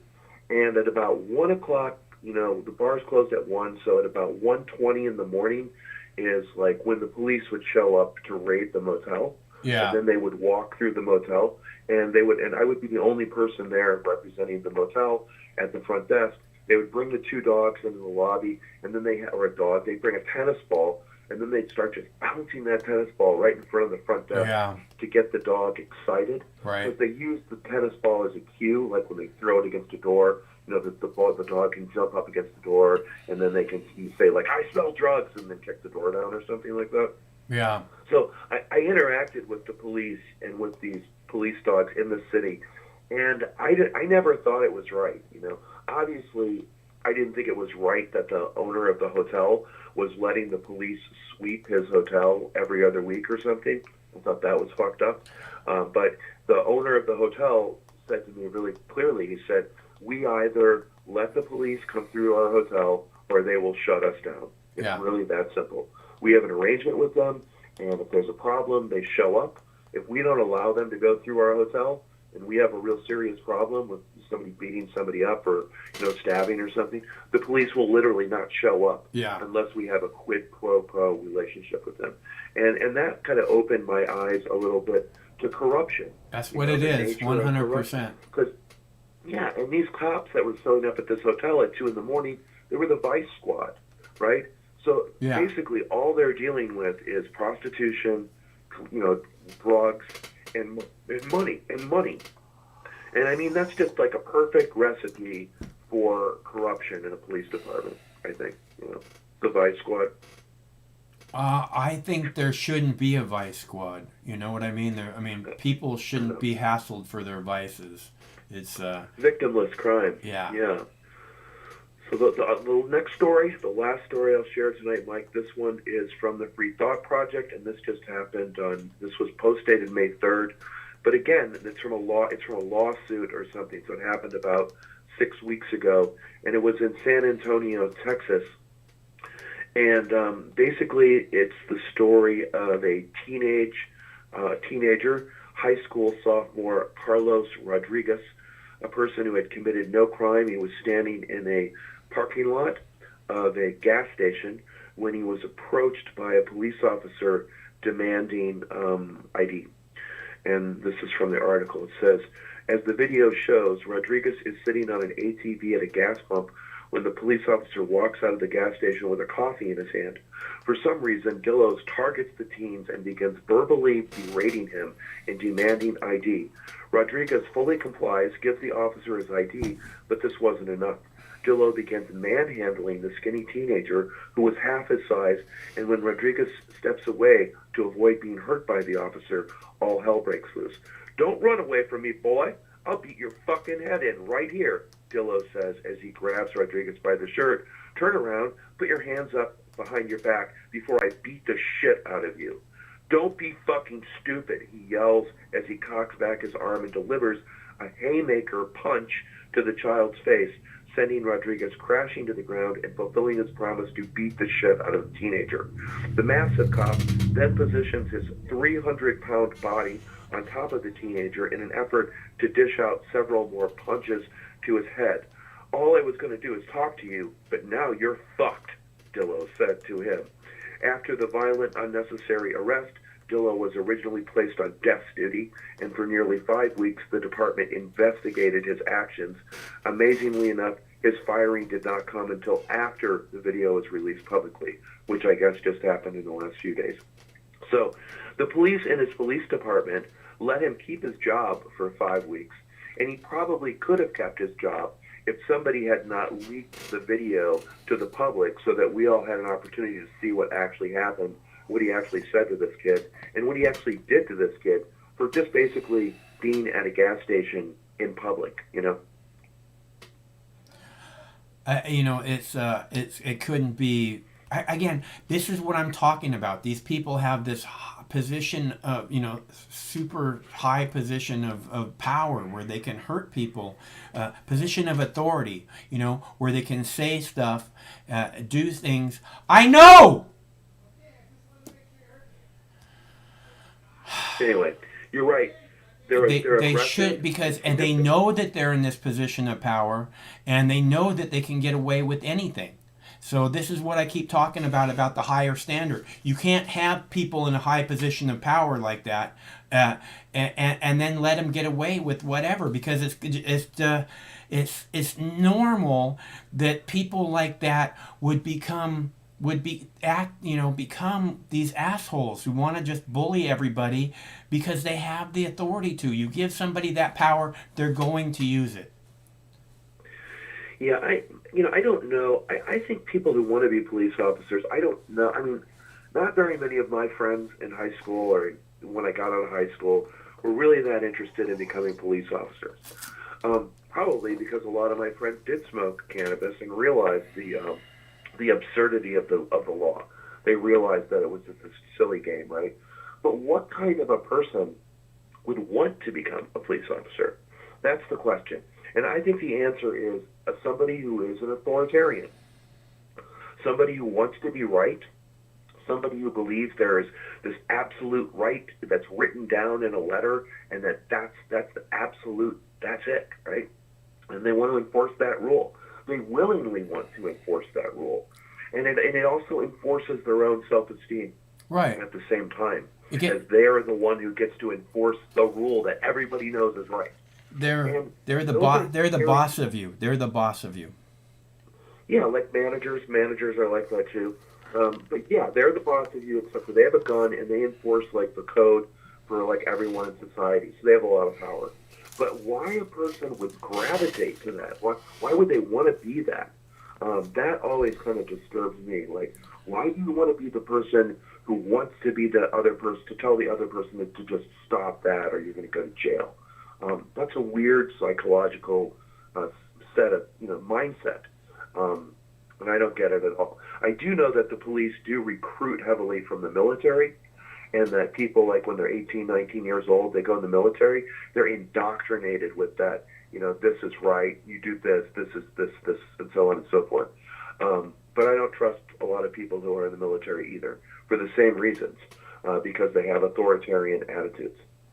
Yeah, I keep telling people to stop electing, people from the military and cops, because people from the military, soldiers and cops keep getting elected to Congress, and I think it's a really, really bad idea. And now they're electing CIA officers to Congress too, which is, I know your dad is in the CIA, Mike, but like, it's also kind of like in my mind it was a different day back then. I mean, it was a different day, but I almost see it as like would you in Nazi Germany, would like SS officers get a chance to serve as a Bundestag? It's kind of like how I see about where we're at right now. It's like we're literally having like intelligence officers whose job is to lie to the American public and commit crime overseas. Their job is to commit crimes in other countries, serve in our parliament, right? Yeah, it's disgusting. I don't even think we should have... And they're committing crimes in this country also. They're not supposed to be doing anything in this country, and yet they have a giant office, a bureau, inside NYPD building. They're working with the cops there. It's a load of shit. They're not supposed to do anything inside our country. Hey, I gotta go. I thanks for the clip. I'll take a look at it and see if we can play it or not. If it's worth your time, I hope you It's not that. It's not that. I just want to make sure it's okay. I feel like it's okay to play. That's all. Yeah, and I'm sorry about that copyright strike. I heard about that. No, it's not a strike. It's not a strike. There was there was a notification that popped up on the live stream here, and it said that we're detecting copyrighted material in your video, and which I played. I put music at the end of the videos because I like that, but it was all music that I downloaded from YouTube as fair use. So I'm a little disturbed that they're pegging that, but at the same time, I'm sure the notification went away. So it's not like they looked at it and they went, okay, this isn't a problem, Yeah, that's troubling. Just how it's so litigious. You play 6 seconds of the wrong thing and then you're right. Strike. That's ridiculous. Anyway, I'm glad I'm not a YouTube censor, because I would be pulling what little hair I have left on my head out of my head. All right. Have a good night, Mike, and I look forward to listening to the rest of the program. Okay. Thanks a lot for calling, Chris, and thanks for the clip. We'll play it in a minute here, I think. Talk to you soon. Thanks, Mike. Have a good night. Peace. You too. Okay. So I have a clip here of Don Lemon talking about how Fox News lies. And again, CNN helping to lead our country into war against Iraq based totally on bullshit lies fabricated directly from the White House and the Pentagon, killing 1 million innocent people because it was all based on lies. 1 million completely innocent people in your name with your tax dollars. But remember, it's Fox News that are the liars. Don't forget. An important story that I want you to pay attention to, okay? So the 3 officers on administrative leave in Alameda, California, after 26-year-old Mario Arenelas Gonzalez died April 19 after a struggle where he spent about 5 minutes restrained on his stomach. Officers were responding to reports about a man who appeared to be under the influence in a residential area and another about a suspect and possible theft. They asked Arenelas for his ID when they arrived, and we have parts of the police body cam footage, and I warn you, it is disturbing. I gotta identify you so I know who I'm talking to. Make sure you don't have any warrants or anything like that, okay? You come up with a plan, let me know that you're not going to be drinking in our parks over here. Hey, listen. Like, you know, stuff like that. And then we can be on our merry way, okay? Merry way? Do you have an ID on you? Merry-go-round? Yeah, like that. Do you have an ID on you? Like this, sir? Okay.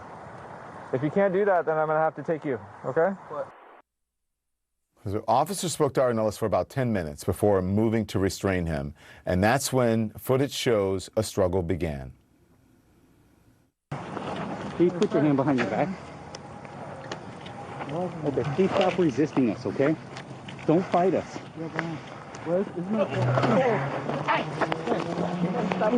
Stop. No? Wait. Mario. Put your hand behind your back.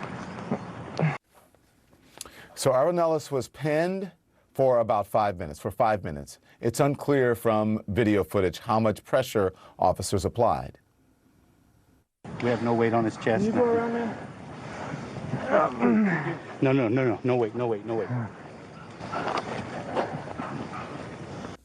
Moments later, one of the officers says Arenelas is unresponsive, and they begin giving him CPR. He was brought to a hospital where he was pronounced dead. The cause of his death has not yet been determined. So joining me now, the attorney representing the family, Julia Sherwin. Thank you, Attorney Sherwin. I appreciate you joining us. So let's get into this. And listen, I'm sorry for the family. Can you please convey that to me? My condolences. So this family has been through so much. This happened just before his mother's birthday. How are they doing? Not well. Jerry was hoping, Mario's brother Jerry was hoping to be with us tonight, and he just can't handle it right now. I mean, this was extremely close-knit family, and Jerry, Mario's younger brother, flew in from college in North Carolina so that Edith, their mother, had all of her sons together for her birthday on the 20th. So, you know, in addition to being killed the day before the Derek Chauvin verdict, Mario was killed the day before his mother's birthday, and also a couple of days before his severely disabled younger brother Ephraim's birthday, which was on the 23rd. You know, it's interesting because as I was reading this story and I read the initial police report, it made me think of the police report in the George Floyd. And you are the first police report for Mario's death. It reads this way. It says, officers attempted to detain the man and a physical altercation ensued. At that time, the man had a medical emergency. Officers immediately began life-saving measures and requested the Alameda Fire Department to the scene. The Alameda Fire Department transported the male to a local hospital where he later died. Now, I want you to compare that to the first release from the Minneapolis PD about George Floyd. And I quote here, he physically resisted officers. Officers were able to get the suspect into handcuffs and noticed that he appeared to be suffering medical distress. Officers called for an ambulance. He was transported to Hennepin County Medical Center by ambulance, where he died a short time later. You're pointing out the similarities. What do you, again, we don't know, the cause of death has not been determined here, but what do you make of that?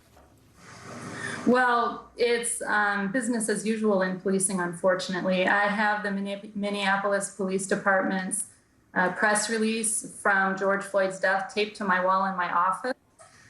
Because we see these so much, they could almost just cut and paste from the most recent restraint asphyxial death.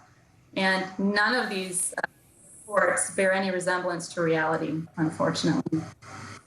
The interim police chief told CNN that he is troubled by what he saw on that video and that he has his own questions about the incident as the investigation plays out. Have you gotten any update at all from officials in the past few days? Oh, no, not at all. I mean, they gave us a one-time run-through of the first responding officer's body cam video the day before they released it to the public. So they showed it to my partner, Michael Haddad, and I, and our clients. But they have not provided any further information. And in fact, when they showed us the video, they asked us when they released the body cam video to the public, would the family like them to black out Mario's face? And the family said no, because the family is very dedicated to transparency, and they want accountability for Mario's death, and they don't want it sugar-coated. And the city still blacked it out, which makes it less easy to see Mario. All right, enough of them. That I don't know if that was the clip I thought it was or not.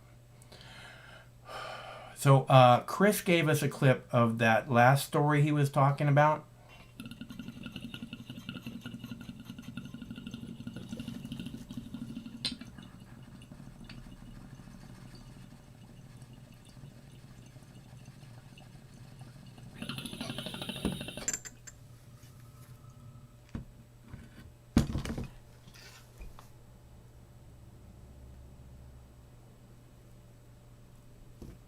So Chris sent us a link to a video of that last story he was talking about, where the guy was sitting on an ATV at the gas station and the cop started fucking with him. So that looks like a really good video. We'll play that momentarily. And I'm not sure if that last video was the one I was talking about, where he was talking about how Fox News lies. It looks like it was a different video, because I have one where they're talking about the guy that the cops killed, and I have one about, I thought I had two videos on that. Let me see. Let's see what this says. An important story that I want you to pay attention to, okay? So the three officers... I think I might have uploaded the wrong one twice. All right. So, if anybody wants to call, the number's right there on the screen. It's 805-669-6397. Otherwise, not the kid sleeping in the yard. That's what I don't have a video of. But the one he was talking about, the kid sitting on an ATV, and the cop came over and started hassling him. I have that story. That's the one Chris sent us, which looks kind of rough too. Although it looks like it's got good video. Good meaning kind of clear video. So that's probably an important one to play. Clip number 15. Okay. I want to play this one about the LRAD weapon, and I don't know that it's an LRAD weapon. What it is a story about diplomats and other such things being targeted with some kind of a microwave weapon, which is giving their brain as people. It's making so that people are having to retire from work because their brain doesn't function correctly anymore. So I thought that was a kind of important story that you guys might want to hear about. I'm going to play that for you now. Now to a Fox News exclusive. It sounds like science fiction. Mysterious energy attacks targeting the brains of American citizens, both abroad and now at home. But it is a very real issue, and some of the top lawmakers in Congress are now looking into it. Here's national security correspondent Jennifer Griffin. In December 2017, I made, which now is kind of the fateful trip to Moscow. Mark Polymeropoulos served in the CIA for 26 years. After suffering a mysterious traumatic brain injury, he was forced to retire 2 years ago as the CIA's #2 official for clandestine operations in Europe. After a trip to Moscow in 2017 left him debilitated. He was staying at the Marriott Hotel near the U.S. Embassy. I woke up in the middle of the night with an incredible case of vertigo, of tinnitus, which is ringing in the ears. I was falling over. I was nauseated in Afghanistan. I'd spent time in Iraq.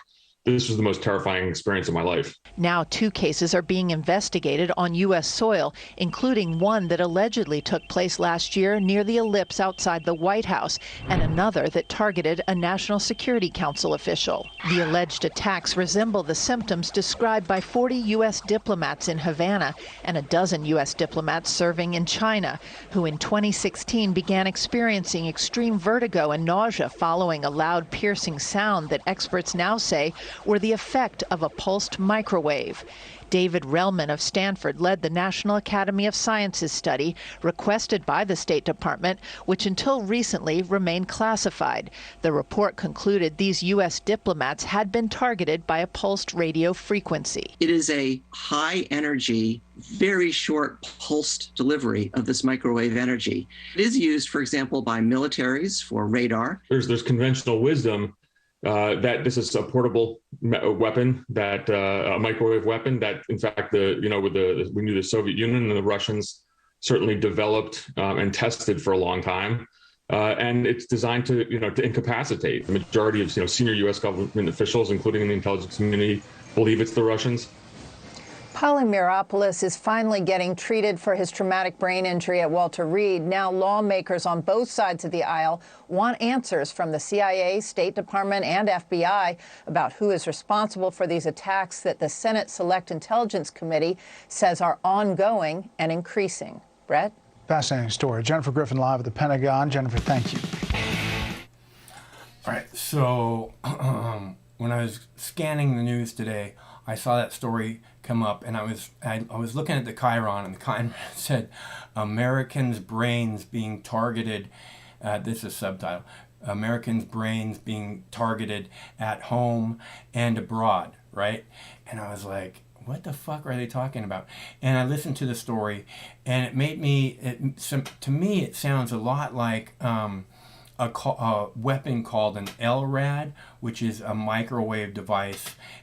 Is supposed to be used for crowd control. I don't know if they have something that can be more pinpointed now, but it can do numerous different things from what I understand. But the LRAD is a device that many police departments have back and forth across this country. Something completely unnecessary and scary as hell. But lots of police departments have that, and that makes me suspicious of the whole story. But we're not supposed to question the official story in any way or any time. Anyway at any time. Close enough. So we don't have any callers. I have more videos to play. I'll play this video about the cops being refused service at a local barista, and then the cops posing out front after the guy who refused to serve him was fired. Person refused to serve him was fired. And I hope it becomes just a cop place. I hope that other people don't want to go there because there's cops there, and because this person got fired over refusing to serve people that are not serving the public the way they're supposed to. Over the weekend, we learned the worker at a Wallingford business who refused to serve a Seattle police officer was fired. On Sunday, the owner of Chocolate Cafe met with Seattle police officers to personally apologize. The Seattle Police Officers Guild posted a picture of them in front of the cafe saying, quote, "It's amazing what reasonable conversation can do to bring the citizens of the Emerald City together." For sure, Jonathan, thank you. New at 10 o'clock.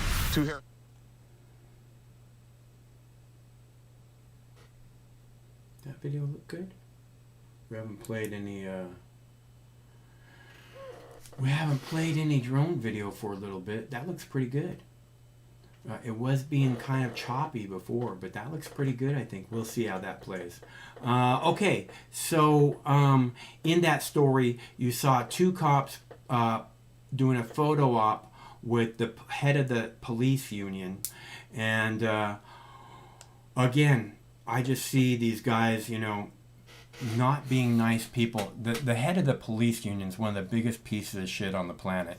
And he's got that bullshit smile, and they just got some guy in the middle of, like, the economy shutdown. You just got this person's job, because they don't like cops. So they're going to take his job away from this person's job away from them.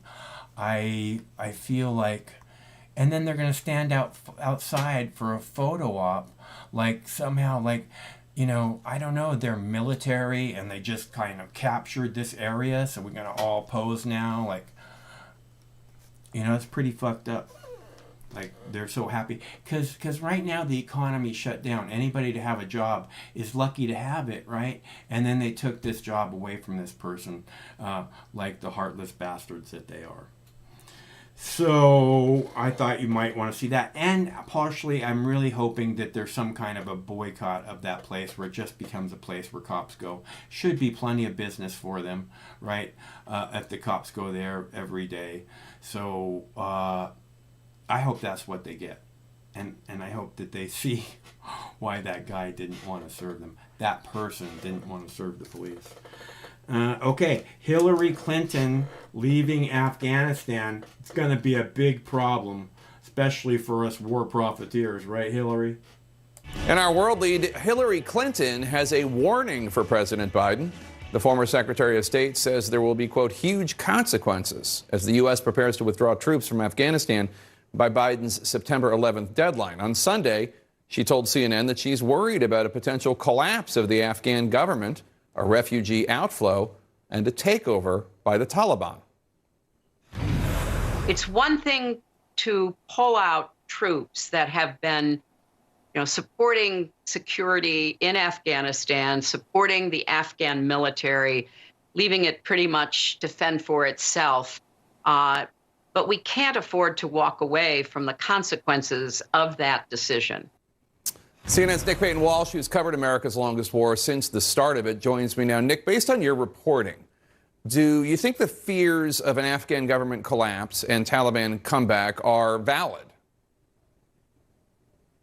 A full collapse, I think, is probably unlikely in the near future, certainly when it comes to Afghan government control of the capital, Kabul. That would be a tough move for the insurgency to go against. But we are already seeing signs, possibly, that the Taliban will make some headway territorially in the south of the country. There are certainly fears that some of the areas where they've had a lot of support in the past may become more fully theirs, that they'll kick out the last sort of city centre remnants of the Afghan government there. That's one possibility. We saw signs over the weekend, perhaps, in Ghazni to the south of Kabul, of what that might look like when an Afghan army base was briefly overrun by the Taliban. They were kicked out again later. But it's always been in the past, when we've seen the insurgency move forwards, that the Americans turn up, use airstrikes and kick them back again. That's less and less something we're going to see in the months or even weeks ahead. And so Hillary Clinton's statement there is frankly the obvious. It's something that US officials admit and admitted as part of the ugliness of the Biden decision. There's nothing good that's going to come of this. It's simply that America's tried everything really in the last 20 years and now needs to try leaving potentially as well. But no doubt the Taliban will make territorial advances. The question is how fast, and will they begin to threaten the kind of bastion of the Afghan government, and that's the capital, Jake. Nick, is the U.S. working with the Afghan government to try to ensure as little of this happens, this bad stuff, this disastrous result? Yeah, I mean, on the surface, everything was friendly when we saw President Ashraf Ghani meeting senior US officials, including Antony Blinken, Secretary of State. But clearly there is tension, certainly. And you have to imagine what an Afghan army that's knowing it's going to have to deal with things by itself is doing to prepare itself without its major sponsor in the background. The Americans, it seems, are looking at quite a fast timetable. And you may argue that that's their bid to try and stick to the Doha agreements they signed with the Taliban under then President Donald Trump, which said they had to be out by May the 1st. They haven't been able to do that, and President Joe Biden said they'd start withdrawing on that date and end by September the 11th. They may bring it forwards, but the broader question in all of this, Jake, is this was all contingent on one major plank of the American plan here, and that was diplomacy would get a chance. And that was really what we heard American officials talking about when they discussed this final withdrawal, that an Istanbul peace process would begin to get the Taliban talking to the Afghan government and we'd see some negotiations. The Taliban have simply said no to that process until foreign forces withdraw. And in fact, today, they gave a possible suggestion they might talk if some of their key officials had sanctions removed against them. It all feels a little bit like the US is being spun along here because their departure is so inevitable. None of that, though, comfort for Afghans who have a stark few months of violence ahead of them and the possibility of stronger Taliban control in the months ahead, Jake. All right, Nick Payton-Walsh, thank you so much. Appreciate it. In the politics. So again, the war profiteers don't want us to leave war. Go figure.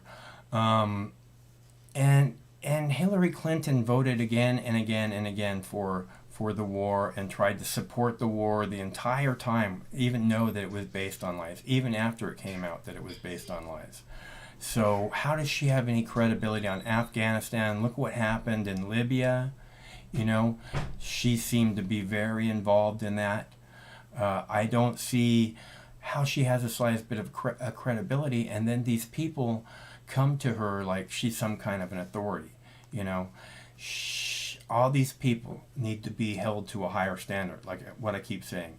If we turn to them for some kind of information, and then they lie to us, and then they profit off that lie, they should be somehow, you know, put somewhere where they can't hurt society, because they're hurting our society. And we deserve better, like I keep saying. You deserve better, I deserve better. Your children deserve much, much better. So Chris sent us, if you guys want to call, the number's right there on the screen, 805-669. Chris, 805-669-6397. Chris sent us a video about what he was talking about with about the guy sitting on the ATV, and then the cop comes over and starts hassling him. And this is what I talk about all show. This is what the show is about this qualified immunity where they can do whatever it is that they want to do. You know, and that means if they're having a bad day, they can hassle this person, that person. And like I keep saying, the so-called good cops know who the bad cops are. And the good cops protect the bad cops at every turn. Until what? Until they murder somebody, and then, oh yeah, no, that person, you know, we don't want him on the force anymore. But until then, he can do no wrong.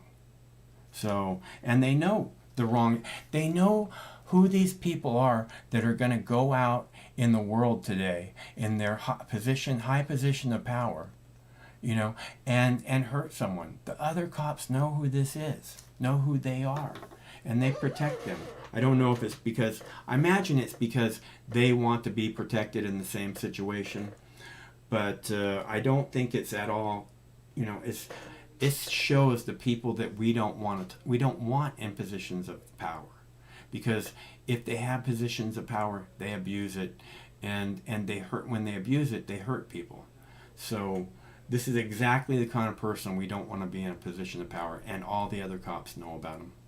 For sure, Jonathan, thank you. New at 10 o'clock, 2 Harris County deputies have been fired just weeks after 2 separate encounters with the public. One of those interactions was caught on camera. It shows now former Deputy Bert Dillo punching a 16-year-old boy while he was being questioned at a gas station. Give me your ID. Unlimited, get 70 million songs and unlimited skips on your SD card. We're working smoothly behind the scenes to curate its own content. Don't run from me, or I'll beat your right here. Turn around and put your hands behind your back before I beat the out of you. Information. Don't be stupid. Head over to tvameritrade.com/education. What did I tell you? This video is from back in March. It was obtained by the immigrants' rights group Fiel.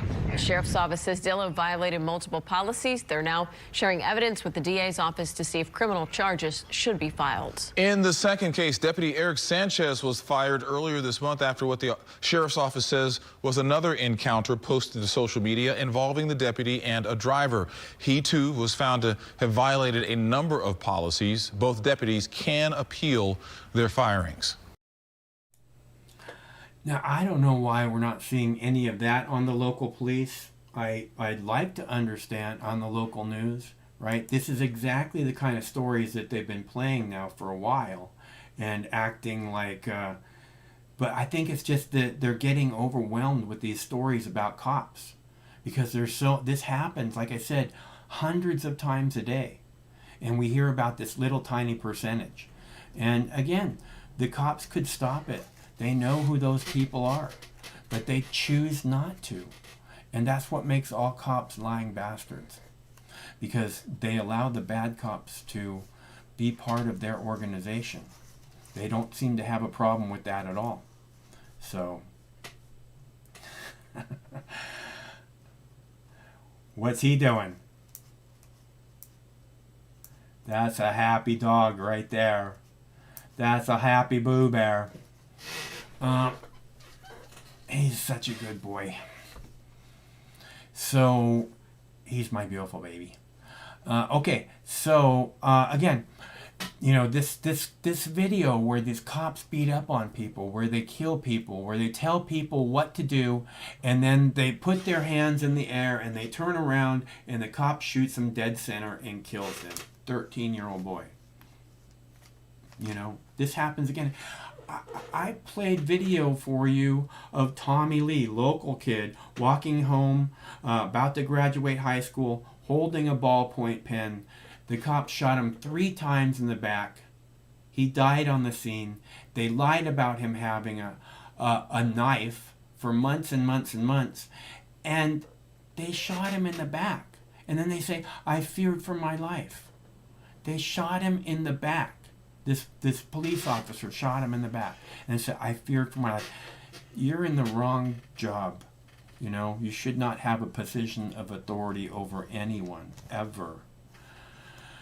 And hopefully one day it'll be more like that. All right, so let's see. I think that if we were to play the white privilege card right now, that would probably be very appropriate. So I'm going to go ahead and play the white privilege card because you guys know how much I like playing the white privilege card. Trump won the election. Among the suspects' possessions, this is real, a white privilege card. I want you to take a look at this. It's a fake white privilege credit card. Subtitle, Trump's everything. The card holder, scot-free with 2 T's. Scot-free is actually spelled with 1 T, but, you know, 2 T's on that card. That one piece of evidence, an insight into the man's state of mind, that he can get away with anything because of his skin color. His lawyer saying this to CNN. This was a guy simply following the advice. That one's skipping? Looks like that one's skipping. Okay, I can see it on that one. All right, let's see. All right, so again, that seems very appropriate for this, you know, because it seems like, I could be wrong, but it seems like it's almost white cops, always. Not always, I know it's not always, but almost always, that are harassing these people of color. And I'm so glad people are filming this as much as they are. Because, you know, if it wasn't for the video, these cops would never get the slightest bit of punishment. And we can't count on them to release camera footage. Camera footage can be altered very easily, number one. Number two, like this video in North Carolina, the judge refused to release the video. So, like I said, you can't count on their you know, on their pocket cameras recording anything, or us being able to see what they record. So I'm very, very glad that everybody's carrying around a HD camera and getting lots and lots of video. And if you ever see anybody being harassed by the cops, that should be the first thing that you do. Is you pull out your video and you start videoing, because that makes the cops very uncomfortable to start with. And in fact, the clip we played earlier of the cop harassing the guy in the coffee shop or whatever that was, in the restaurant, he was harassing, again, white cop harassing a gentleman of color. He was harassing him, and the guy he didn't start filming until, you know, like a minute or two into the harassment. So the first thing you want to do is start filming, because they know what's happening is being documented. So, which can have 2 reactions. It can make them think, you know, I don't want to be documented acting like a complete and utter asshole, or it could piss them off more. But either way, you're documenting what's happening so that you don't have to count on getting the video off their lapel camera, you know. So glad that we got those videos out today because, again, it fits the title. So, and so does all these other things, like I'm talking about, these people in position of authority. You know, Hillary Clinton, the cops, the journalists, the doctors, the politicians. You know, the minute they're caught lying to us, they should be fired. And the next thing is, you know, we should all consider whether they need to go to prison. You know, any politicians that's voted for war again and again and again and then profiteered off of that, those people are a threat to little children everywhere, you know.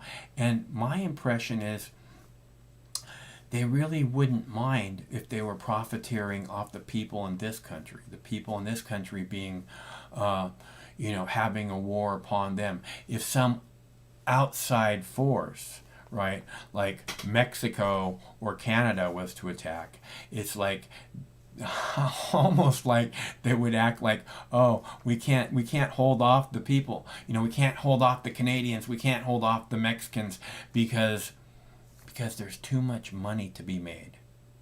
You know, if we let them just, you know, have 20 miles inside Texas and 20 miles inside Arizona, we can be at war for years to come. And that's the kind of thing Hillary Clinton, George Bush, Dick Cheney, Liz Cheney, that's the kind of thing they would not care about Americans. At least this is what I'm seeing. It could be different. And the reason, part of the reason I see that is because the never-ending, completely failed war on drugs in which they hurt people day in, day out, people who need help. You know, people like so many politicians who have substance abuse issues, like so many police officers who have substance abuse issues and need help. They punish these people and they make a profit off it. So they're punishing people's misery. They're punishing people and then they're making a profit off their misery. I don't know what kind of people would be like that. But there seems to be a lot of them all over the world. And nobody should be able to make a profit off of putting people in prison. Because again, then you have alternative motives. You know, it's like you don't, because you're making money off of it, that means that you have to trim, you have to make every shiny penny you can, which means they don't get good food, they don't get good anything, like a prison camp. And, you know, that's not humane. And maybe you don't want your tax dollars going to taking care of criminals. They already are at a very, very high rate of cost. So I think that if we actually had non-profit government-owned prisons and we had a quality of life thing, you know, we acted humanely to the people, number one, they'd probably come out of prison not nearly as suffering from PTSD as these hellholes that prisons appear to be now. They'd be like people who had been reading and, you know, maybe taking classes and trying to better their selves so that when they go out in the world, you know, they have a chance. And this would be what would be encouraged in a place that was about, you know, caring about how people, you know, who need help, you know, trying to set them straight. I mean, a giant part of the crime in this country is caused by the drug war. But not only that, is, you know, they don't want to win the drug war. They don't want the drug war to end because they make a profit off it. But the other percentage of a huge part of the other percentage of crime that's committed in this country is by people that are mentally ill. More people that need help. So somehow, you know, we're not even a humane country. You know, because we don't care about the mentally ill. And then we take the mentally ill and we stick them in with hardened criminals. And they get abused. They get abused in disgusting, horrible ways. And again, I mean, I know that we people are more humane than this. So I don't know how we can just allow it to go on and not do anything about it. I know we're better people than that, and I wish that we could all get together and make that happen, because this left-right bullshit ain't getting us nowhere. So actually, it's just giving us the same thing over and over again, which is the rich win and the rest of you can suck a bag of dicks. Okay, I have a video about bust on the dark web, people being pedos getting busted, and I thought you might want to see that because it seems like pretty good news, right? Here in Germany, police have shut down a major internet platform that shared images of children being sexually abused. Officials say the darknet site was one of the biggest in the world and had been operating since at least 2019. The investigation found images of severe sexual abuse, including toddlers. Several suspects are already in police custody. The Boys Town website is now offline. But until recently, more than 400,000 members met up on this darknet platform to share illegal images of young boys being abused. After a lengthy investigation by Germany and Europol, 3 main suspects were arrested mid-April and a 4th is now in custody. Authorities shut the platform down. All 4 men were arrested on suspicion of criminal activity. They're being charged with conspiracy and publishing pornographic content.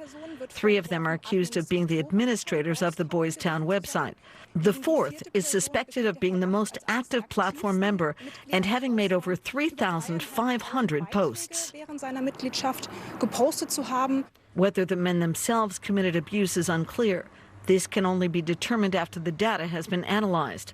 Even though the raid was successful, Germany's federal police know the investigation must continue. When you have such a large system and cut off its head, you're only eliminating the current administrators. The members still exist. We have to assume that a similar site will resurface, but that doesn't stop us from continuing to prosecute those responsible for the website. The offenders face prison sentences of 6 months to 10 years. State prosecutors believe the suspects will receive multiple years behind bars.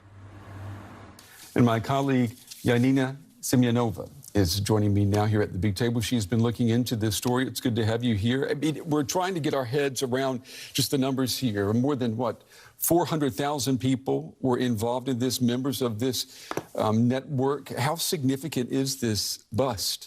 It's actually a major bust for German investigators. You said it, 400,000 members of this platform. They shared sexual abuse material of children on this platform around the world. So this is huge. And yeah, if you, just to put it in a perspective, we had another platform that German investigators took down a couple of years ago in 2017, known as Elysium. And there it was around 110,000 accounts. So here it's 4 times as big, and investigators are now saying it's one of the biggest child sexual abuse platforms on the dark web ever, probably. Do we know how the investigation worked? How the police were able to find what was going on and find the people who were involved? Yeah, we don't know much yet, but we know that in general it's really hard to investigate on the dark web. Because one thing you have to know about the dark web is it's another part of the internet. It's a part that's only accessible through a specific software that allows users to stay anonymous. And of course, this anonymity makes it really hard for investigators actually to track down the criminals behind it. And that's why we've also seen this international cooperation. Europol, German investigators, other countries were also involved.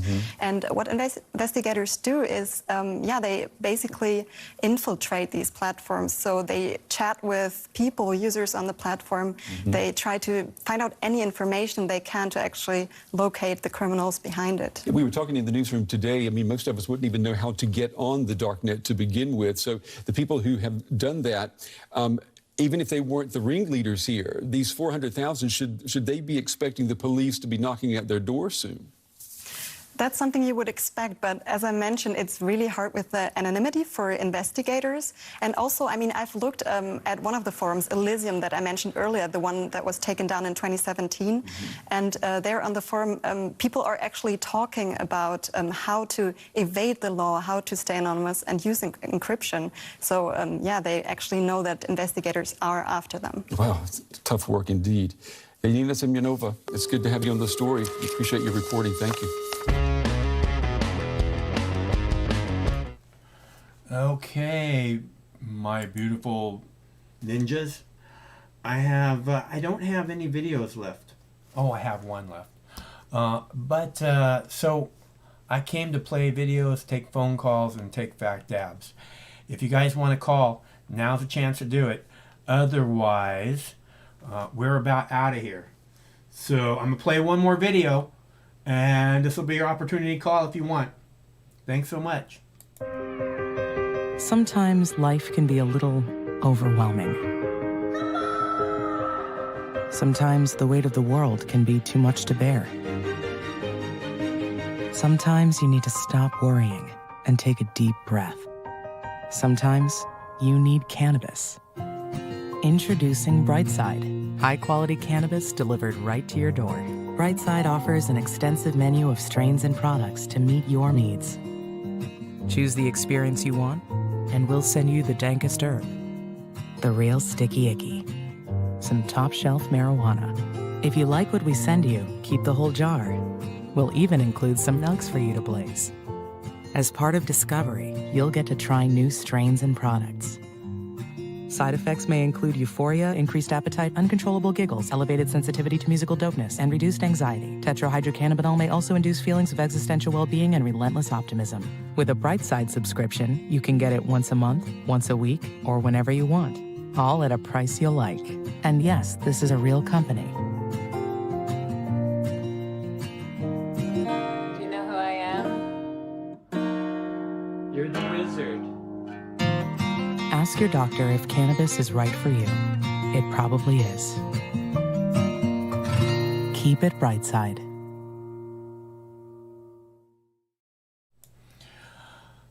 All right, my little ninjas. That's all I got. But we do this every Monday through Friday at 7 p.m. Pacific time, which means we'll be back tomorrow, same Mox time, same Mox channel. I hope we see you there. Thanks so much for tuning in tonight. Until tomorrow, or until... Don't forget, one of these days this war is going to end. Stay cool till then. No matter which mouth you feed on a two-headed snake, it still shits the same turd. But lucky for you, you have Mox News. More than 10 years. More than 60,000 videos. Mox News has been filtering the nonsense and illuminating the bullshit from your mainstream media. Turn off your TV and turn on to Mox News. For over a decade, documenting the socio-political events that have etched and carved the pathways that define today's modern mess, Mox News has been providing clarity while faithfully bringing you today's relevant stories 100% commercial-free and subscription-free. And just like Lady Liberty vows to remain free. But at this time, we're asking you for your help, your patronage, and your support to keep the lights on and the videos rolling. For less than 17 cents per day, you can become a basic subscriber, knowing that your donation is truly making a difference that will help continue bringing the news stories that make a difference in your life. Turn on, tune in, and drop a couple dimes today by clicking the link below or visiting moxnews.com and show your support at any level. From a single one-time donation or dedicated monthly subscriber, do it now in less than 2 minutes. All donations are safe, securely processed, and verified using PayPal, Visa, MasterCard, American Express, or Discover Card. As always, we're sure you'll find something of interest each and every day. This holiday season, give the gift of Mox. moxnews.com.